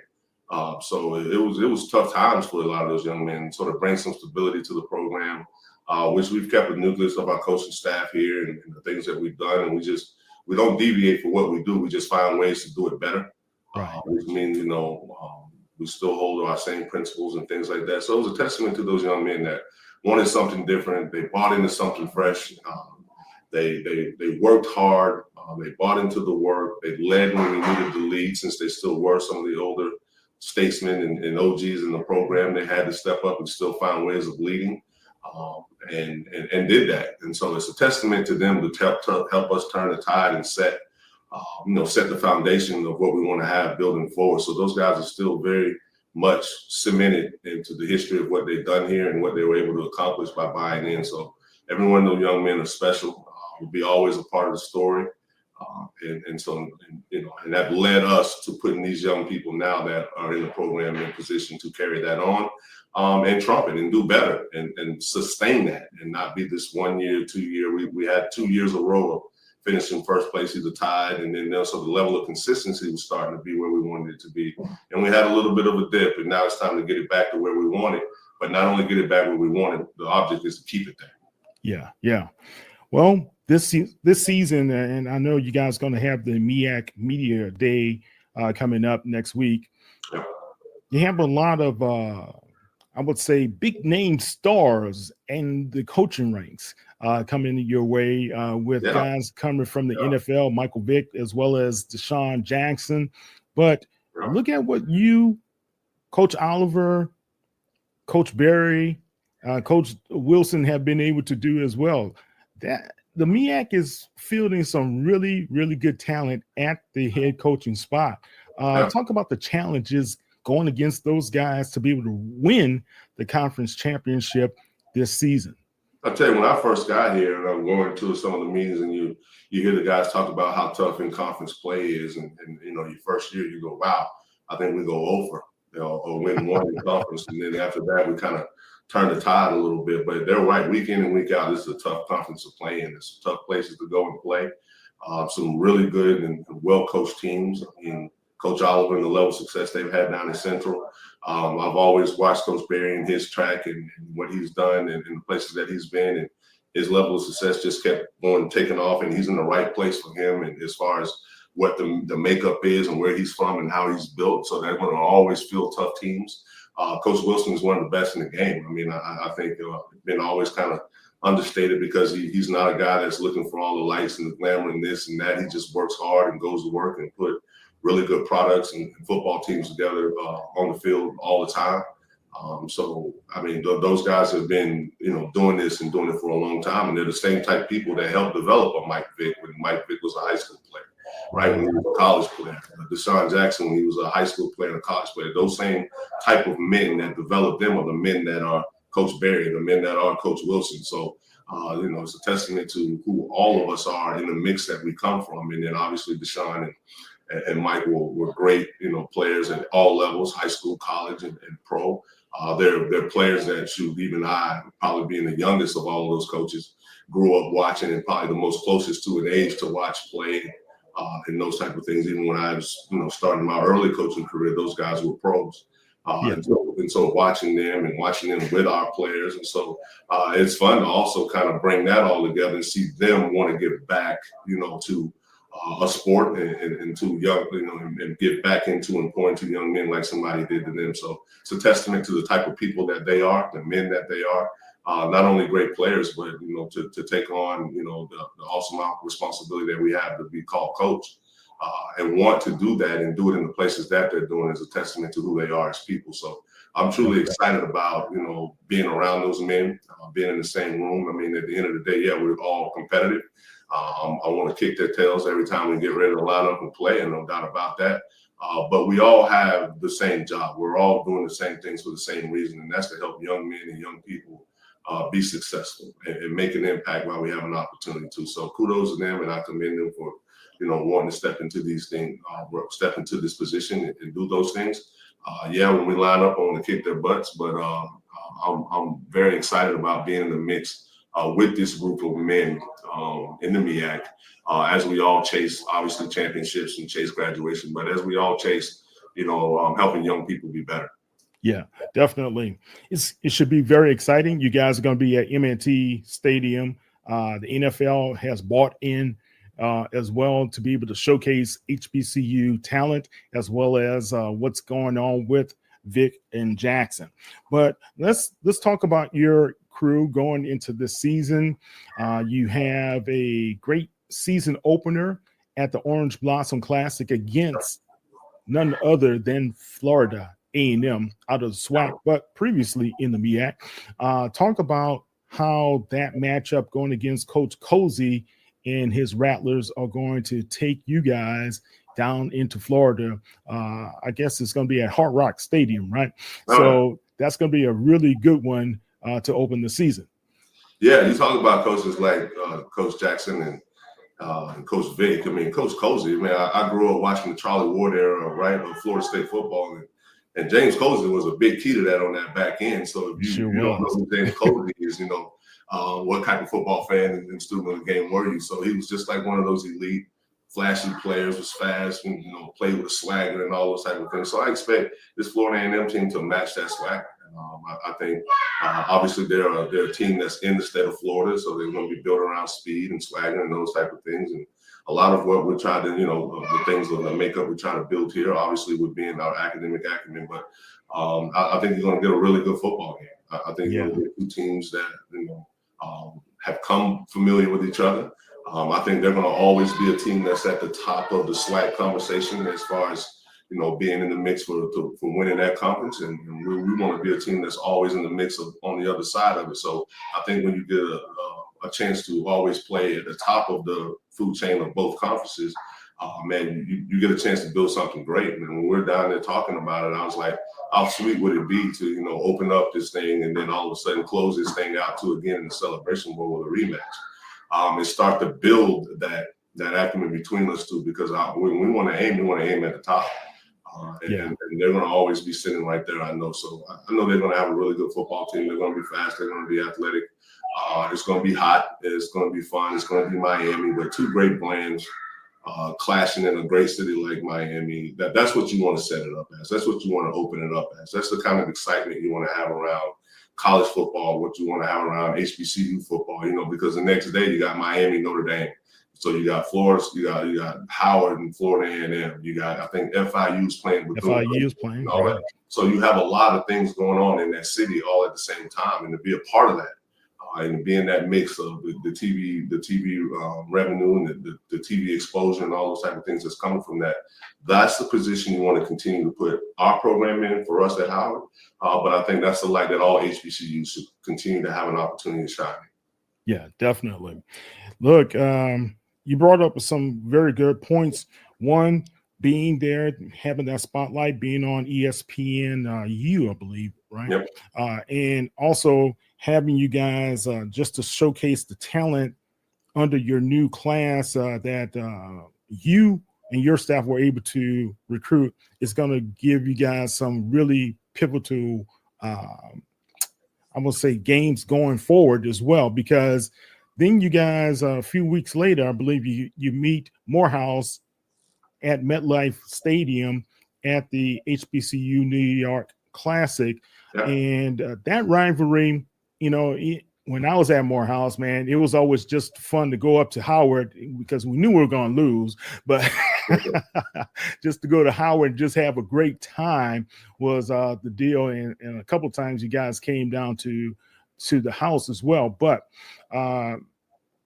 do you see how Coach Mathis and his team has been able to grow? Because they played you guys pretty tough that last fourth quarter to just try to get back into the game. Yeah, absolutely. And I think that once that team continues to take on Coach Mathis' personality and who he is as a man, as a coach, and as a person, they're going to be really good. They're going to be competitive. Year in and year out. I think Morehouse has found the right guy for that job and the right place in Atlanta with his background in Atlanta. And Morehouse, I think that was I thought that was really well done by the administration and that hire. And as I've been around him, when I had a chance to be around him last year, his personality is infectious. And obviously, it started to infect me a little bit with who he is as a person and as a man. So I know they're going to be competitive. They're going to be a better football program, a better team than they were last year. And you're right, they really poured it on, and you saw them start to believe. You saw a change in that team from the first quarter to the fourth quarter. And I really didn't follow them kind of how they did the rest of the year, but I knew that they had to have some bright moments and things that they built, that they had to build on.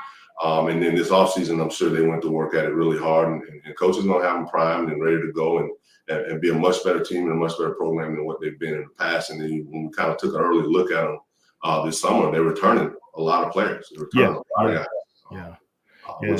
I think he likes that fact.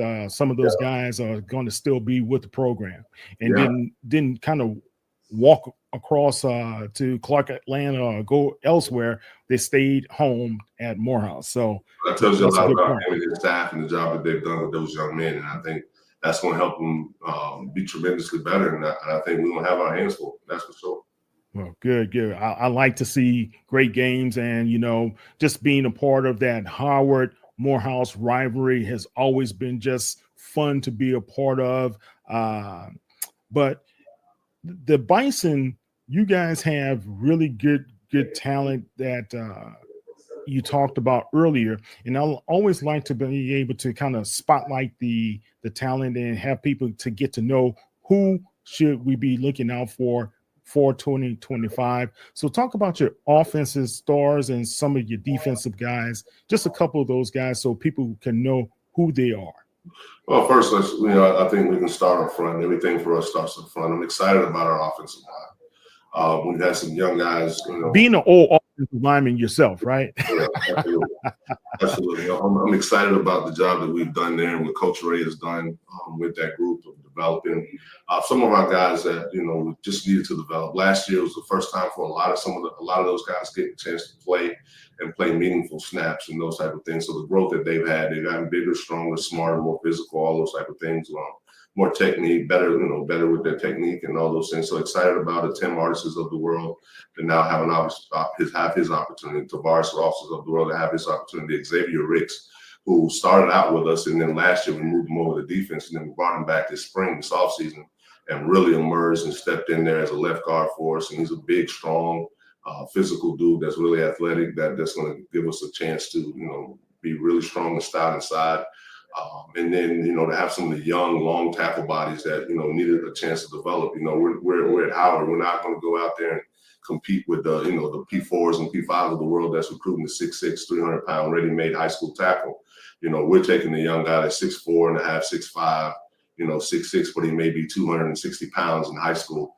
And now those guys are 300 pounds. These guys are 295 pounds. They're 305 pounds and 6'5", so they've gotten bigger, stronger, and we've given them a year or two to develop, and now it's their turn, and they're really athletic, so we're excited about some of our young tackles and things like that up front. And then we added some pieces of some grad transfers, some guys that have played a little bit of college football that's going to come in, one being from Florida A&M, the other from Towson, another guy from Wheeler University. So we got a couple young, talented guys that we've developed that's been in our program for 2 years, 3 years that we're super stoked about and excited about.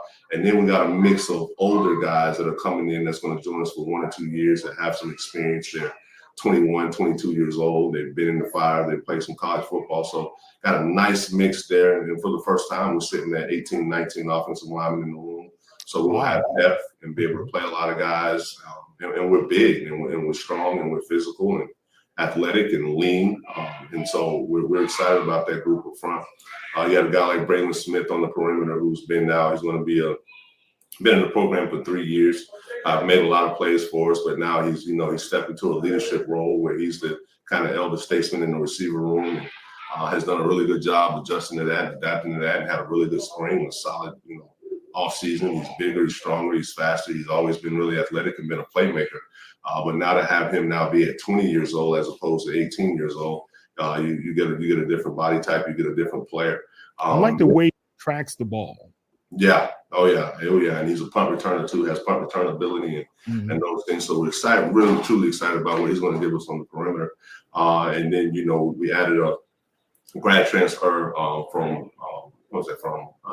it'll come to me in a second that he's from Florida originally, but he's a 6'5", long, athletic body type that tracks the ball well too. That'll be out there on the outside, and I think we've signed probably 4 of the most talented freshman receivers in all of HBCU football. I'll be willing to roll the dice on that. And these guys are 6'2", 6'3", 6'1". They're strong, they're athletic. They're really good, and I'm excited about our tight end group. KD Mosley returning, who had a hell of a year as a true freshman. Kind of a breakout there. Nate Clark, who's probably, Nate Clark is 6'5", 245 pounds, and probably the fastest athlete on our team. Can really run, athletic, track the ball. Montrell Walker, who's another big 6'3" body tight end. So we're excited about our tight ends, and which will help, with our run game, obviously up front, because they're big, stronger, physical dudes that can run, and they can cause mismatches on the perimeter, which is really exciting. When you have a guy like the Nate and the KD that are 6'3" plus, that are all 4'6", 4'5" body speed type guys that can catch the ball too. We can cause some mismatch problems for you on the perimeter that way. And then obviously I think we'll have probably one of the more talented backfields in our conference, with Eden James returning for his senior year. Really good back. Guy by the name of Travis Kearney, who played a little bit for us last year, and then we shut him down because we knew he was going to be really special, because you had a Jared Hunter and all those type of guys. I think he's due for a breakout year, and I think everybody real quickly to know who this guy is really fast. And then you still got a host of two other backs that will be behind him too. So we got stable backs in the backfield, and which is going to allow us to do what we do and want to do really well, which is set up a lot of our pass game and play action and those type of things to how well we run the football. So I'm excited about that. You return a guy like Jayshon Scroggins, who the only way you get better as a quarterback is having an opportunity to get out and compete and play. And he had his ups and downs and took his bumps and bruises and all those type of things last year, and has really learned and climbed back in the saddle right back in January, and wanted to get better from the film room to the weight room to getting bigger and stronger, and technique and throwing and all those type of things. So he's really went to work hard, and he's played a lot of games and has a lot of experience under his belt now. So I think you see a better version of him. And then we added a transfer quarterback that we're excited about, in Tyreek Starks, that's coming to us from FAU, that is going to bring us some experience, that has played a little bit and been around, and truly athletic and can really throw it. We're excited about the competition that's going to be a quarterback for us. We signed a young freshman quarterback as well out of Alabama, Birmingham, Alabama, that we're truly excited about. TJ Russell, who has some Florida background and then moved to Alabama. His father's military, so great family, really good kid, really good athlete. That truly believe that we're going to be in good hands in the future with him as he continues to develop and things like that too. So kind of excited about the offensive side of the ball. It's got a lot of nuances and a couple new pieces, but where we need to be, kind of experienced and stable, we are, and that's up front and in our backfield, and then we'll be able to add the talented young playmaking experience around it to complement it. And then our tight ends, I think, are going to be guys that can make a difference in what we're doing. All right. I like what I hear so far, Coach. Yeah. All right. I don't like to dismiss the defense, but just give me a couple of defensive leaders that we need to be keeping. That's probably where I'm most excited. We made a change on defense and coordinator and took up the staff just a little bit. I felt like our staff and our defense needed a little energy, a little jolt. And I think I got one of the brightest up-and-coming young defensive coordinators, and Kashawn Jarrett, that's now going to take over our defense and coordinate it and call it and run it. Our staff has a lot of energy, and the kids have responded to him really well. We're going to be really aggressive on defense. This guy played in the Bud Foster defensive system at Virginia Tech when they had all those great defenses. Has always proven himself as a player, as a 7th-round draft pick that goes to the Commanders and becomes a starter. And then has a career-ending injury, and then obviously found his passion back in coaching. He brings that same energy and same fervor to the young men every day. Bright in the schematics, part of it, really bright in technique and all those things. So I'm truly excited about what he's been doing with our defense in this offseason. And the excitement that's been built around, I think, is going to be a very special group. We've gotten bigger, we're fast, we're running the ball, we're physical. And we're going to have a scheme that, I think we're going to keep people on their toes and kind of wondering and guessing what we're doing and where we're coming from, when we're coming, are we coming, and all those type of things. We'll be able to match groupings and personnel groupings pretty well with our athletes, because we have a diversified group of guys. And one of the ones I'm truly excited about, probably starts right in the soul of it, is our linebacker group, with Cam Dyson, who's returning and played a lot of football for us, who's a physical, long, big, athletic kid. And to complement him, you got a guy like Judah Majemsi, who is kind of the heart and soul of our defense and the heart and soul of our football program. The guy that, when I got here was a walk-on. That walked right into earning himself a scholarship. He's a graduate. He's done it all right here. He's 6'3" himself, 6'2.5", 6'3", 225 pounds, and can run and athletic and will strike you. And I'm excited about those guys. And the young Jaquavian Smith, who's a young guy that's going to be a sophomore now, that brought the juice and energy right away as a true freshman, and it was just like, this guy's going to be special. And now he's 6'2" and he's 230 pounds and he runs like a scalded dog. So we're excited about that linebacker group. And a lot of other young guys that are just coming to the program that we walk in the weight room, we go, where do we find these guys? So I'm excited about that group, which is the pulse. And then up front, starting with Noah Miles, I think, you got a guy that's the epitome of how we want to play. His energy and the way that he plays the game and his motor is kind of spurning the rest of them, like Derek Brown and, Jason Seraphin. Well, look, hold on. Before you go on to Jason, Noah is very charismatic. Yeah. I loved talking to him, man. And he has a great passion to him, and I could see why he was at the level he was. I think it was second team media, right? Mm-hmm. Yeah. He said, it ain't gonna be no second team this year. I said, okay, all right, I got you, man. Yeah, go on. He's the kind of guy. Can you hear me? Yeah, yeah, and he's the kind of guy that's if he says it, and he says that's what he wants to do, he's the kind of guy that you look forward to watching him make it happen. Yeah, because there's behind his words come a lot of energy, and sometimes you just have to help keep him channeled. But if he's showing us that in the way he's been training, he's showing us that in the way he's been going with our PPL and player-led practices and OTAs and those type of things. He's done a really, really good job, man. And the guys around him have been forced to match his energy. And so when you get those big guys up front matching his energy, that means a lot. Yeah, like Jason Seraphin, who has a lot of energy himself. So they're two and they're peas in a pod. They're always together. You got a guy like Derek Brown, who we've been waiting. He's so big and strong and athletic. 6'4", he's almost 300 pounds. He can play inside, outside, on an edge. He can do all the different things. And I think he's at 6'4". Wow. Yeah, he's kind of due for a breakout year where he's going to be a guy, one of the main forces in there that people will have to deal with and see and be able to handle in a lot of different positions, no matter what we're doing front wise. I think he's going to be a matchup issue for a lot of people. And then you got, a guy that we were really excited to bring back and get back involved and get going in the program, CJ Wesley, who when we recruited him, we thought was going to be probably a 3-year guy or somebody we don't have to worry about leaving here or whatever. And he had a little hiccup last year, but now we got him back in the program, got him going as an edge, jack, rush, pass rush specialist type of guy that I think is going to really be special. And then we add some grad transfer pieces in there too. Bryce Hall, that coming to us from Penn.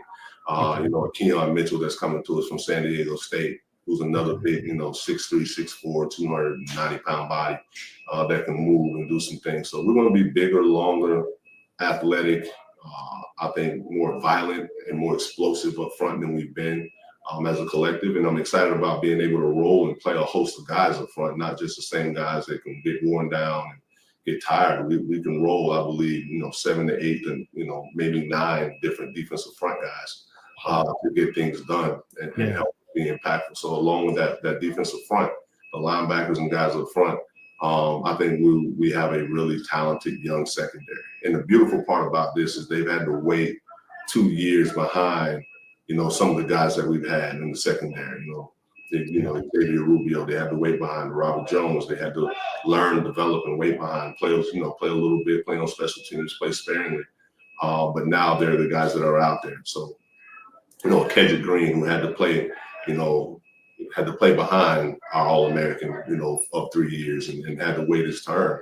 But he stayed in the program and kept getting bigger, stronger, and smarter and developed. And now he's hungry, and now it's his opportunity to step in and fill those shoes. And he knows that, filling the shoes of Kenny is going to be, a lot, but he's ready and he's smart and he's bright and he's, communicative. He's on our leadership committee. He heads our leadership committee. So he's another one of those type of guys that knows what it's all about, has paid his dues, and is ready to explode and have his opportunity. So although they're going to be young and kind of, experience because they played a lot on teams and played a lot in games and certain packages, but now it's their turn. So this group of young guys, corner, Joseph Tabe, we're super stoked about. Okay. We got a lot of really good pieces back there that I think people are going to be kind of shocked by about how talented we are back there with speed and size and physicality and those things. So I'm excited about what our defense has and what it's going to bring, and that's going to be the fun part more than anything else for me to watch and see come along, because hey, they can't win if they can't score. So that's something that we're truly stoked about. Well, look, it sounds like it's a great group. And I can't wait to see what you guys are going to be able to do other than when you play Morehouse.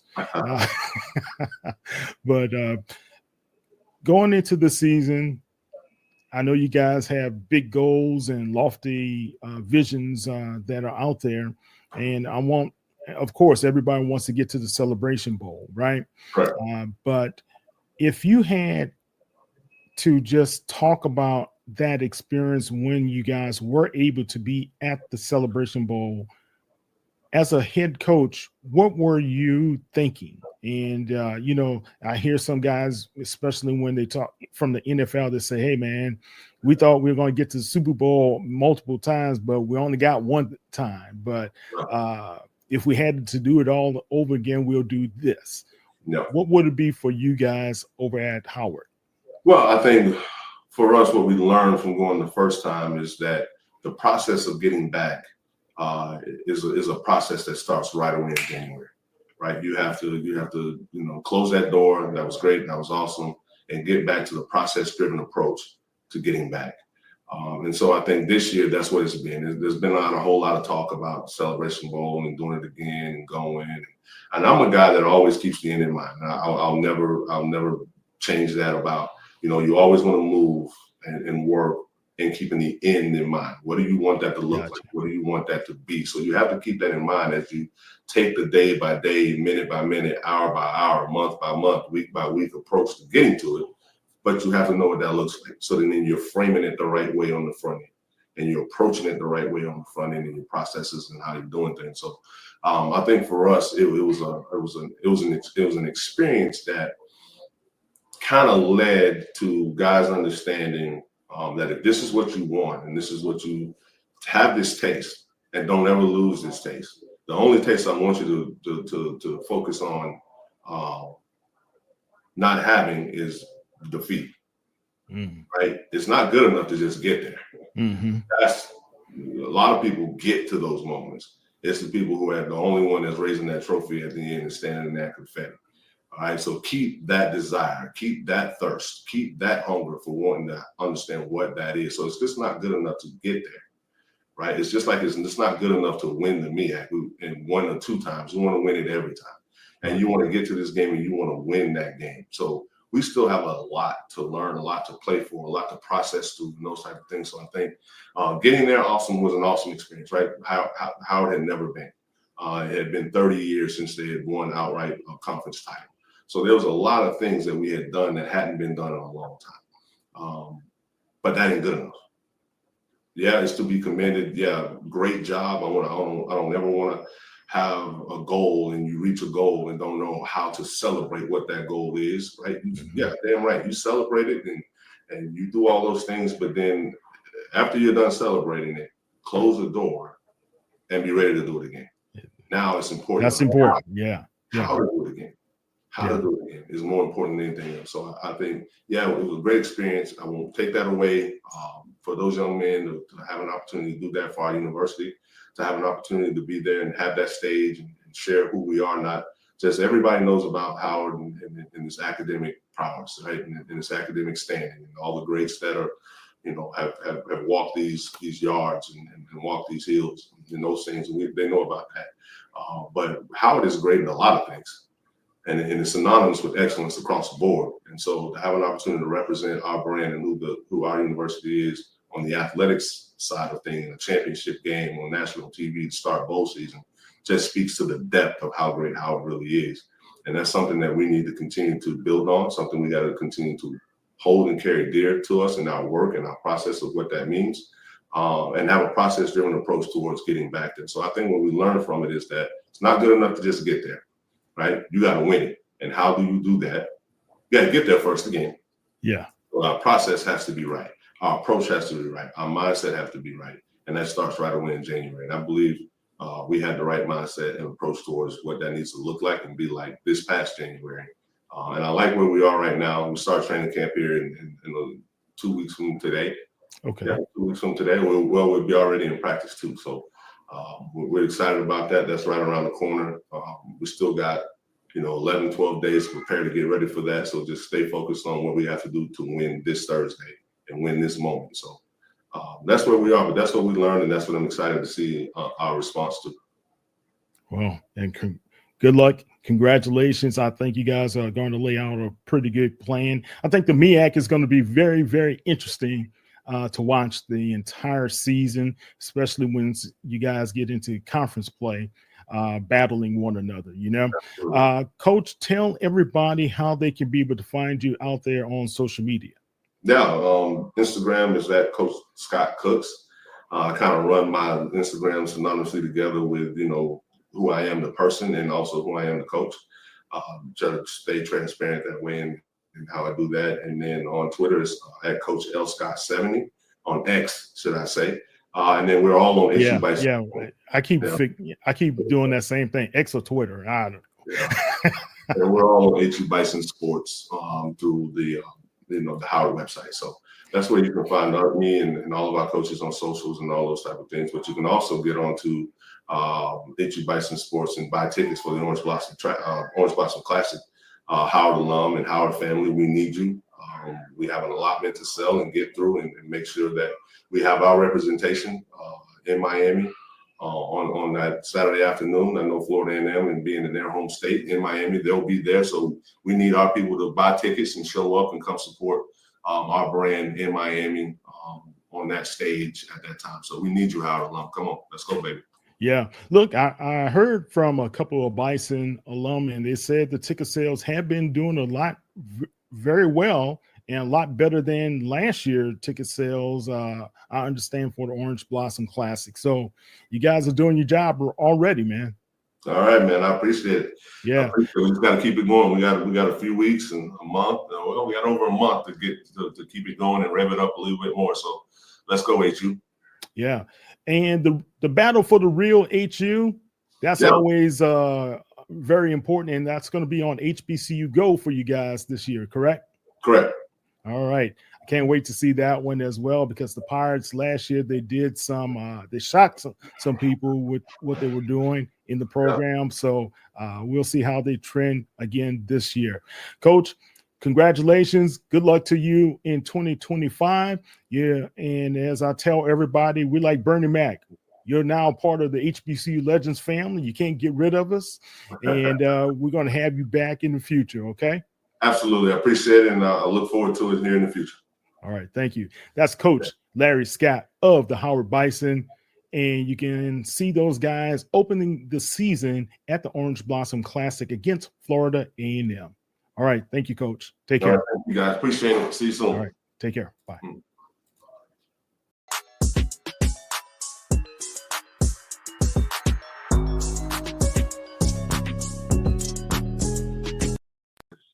Ex-teammate, you know Deion very well.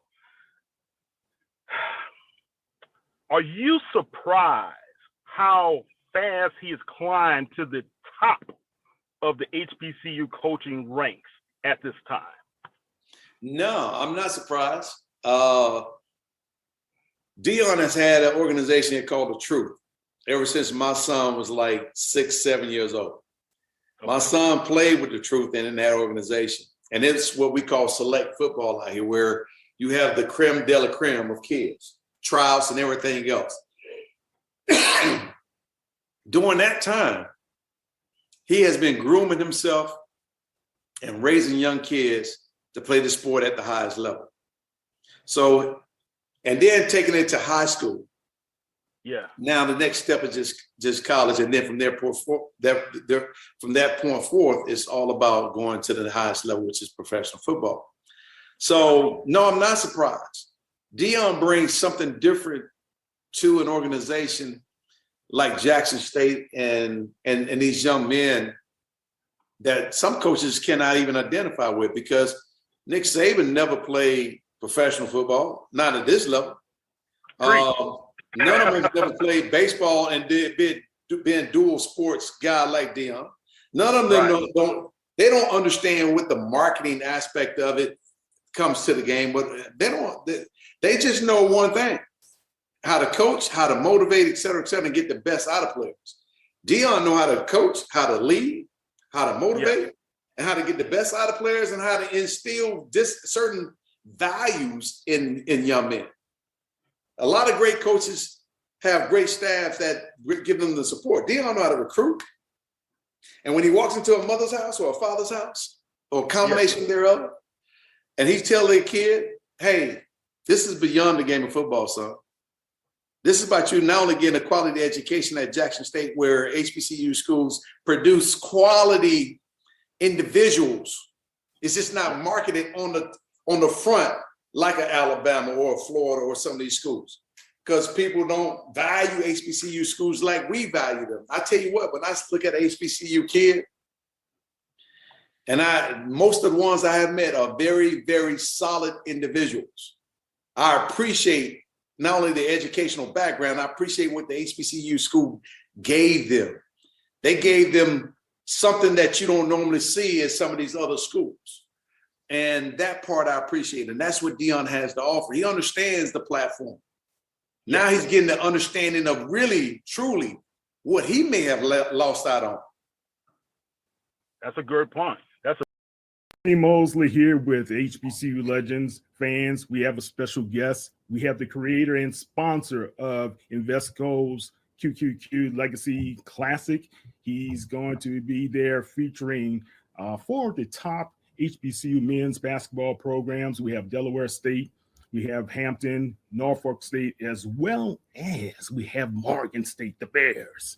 You know him so well for being on some of the groundbreaking casts on film and TV, like The Wire, as well as Black Panther. But now he's going to debut as a producer and director for Creed 3. It's none other than Mr. Michael B. Jordan. What's going on, Michael? How are you? How you doing, brother? I'm doing great, man. How you doing, man? Good? Oh, man, doing good. You know, all the obstacles and challenges that it is to kind of get into, you know, an invitational like that. I wanted to kind of create our own, you know, our own kind of like, you know, classic. So we started out last year in the middle of a pandemic, nonetheless, and still found a way to get it done. And that just kind of gave me more, you know, more gas, more fuel to get it done again this year, and also just giving HBCUs the light that they deserve, you know, and also you know, trying to bring awareness and sponsorship and money and funds, you know what I'm saying, to the university to be able to, you know, have all the things to give the student athletes the best opportunity to either, you know, go pro, you know what I'm saying, play at the next level, or obviously it's bigger than basketball, but and how to take care of their money, you know, especially with the name and likeness that's you know, that's allowing these student athletes to go out there and make money off of their own personal brand. What are you going to do with that money? You know, how are you going to spend it? How are you protecting yourselves and your family's future here and now? And that's something that I wish I had growing up, you know, at an earlier age. But, you know, so I can only imagine, you know, what these kids are going through. So just trying to provide those things to kind of keep their futures intact.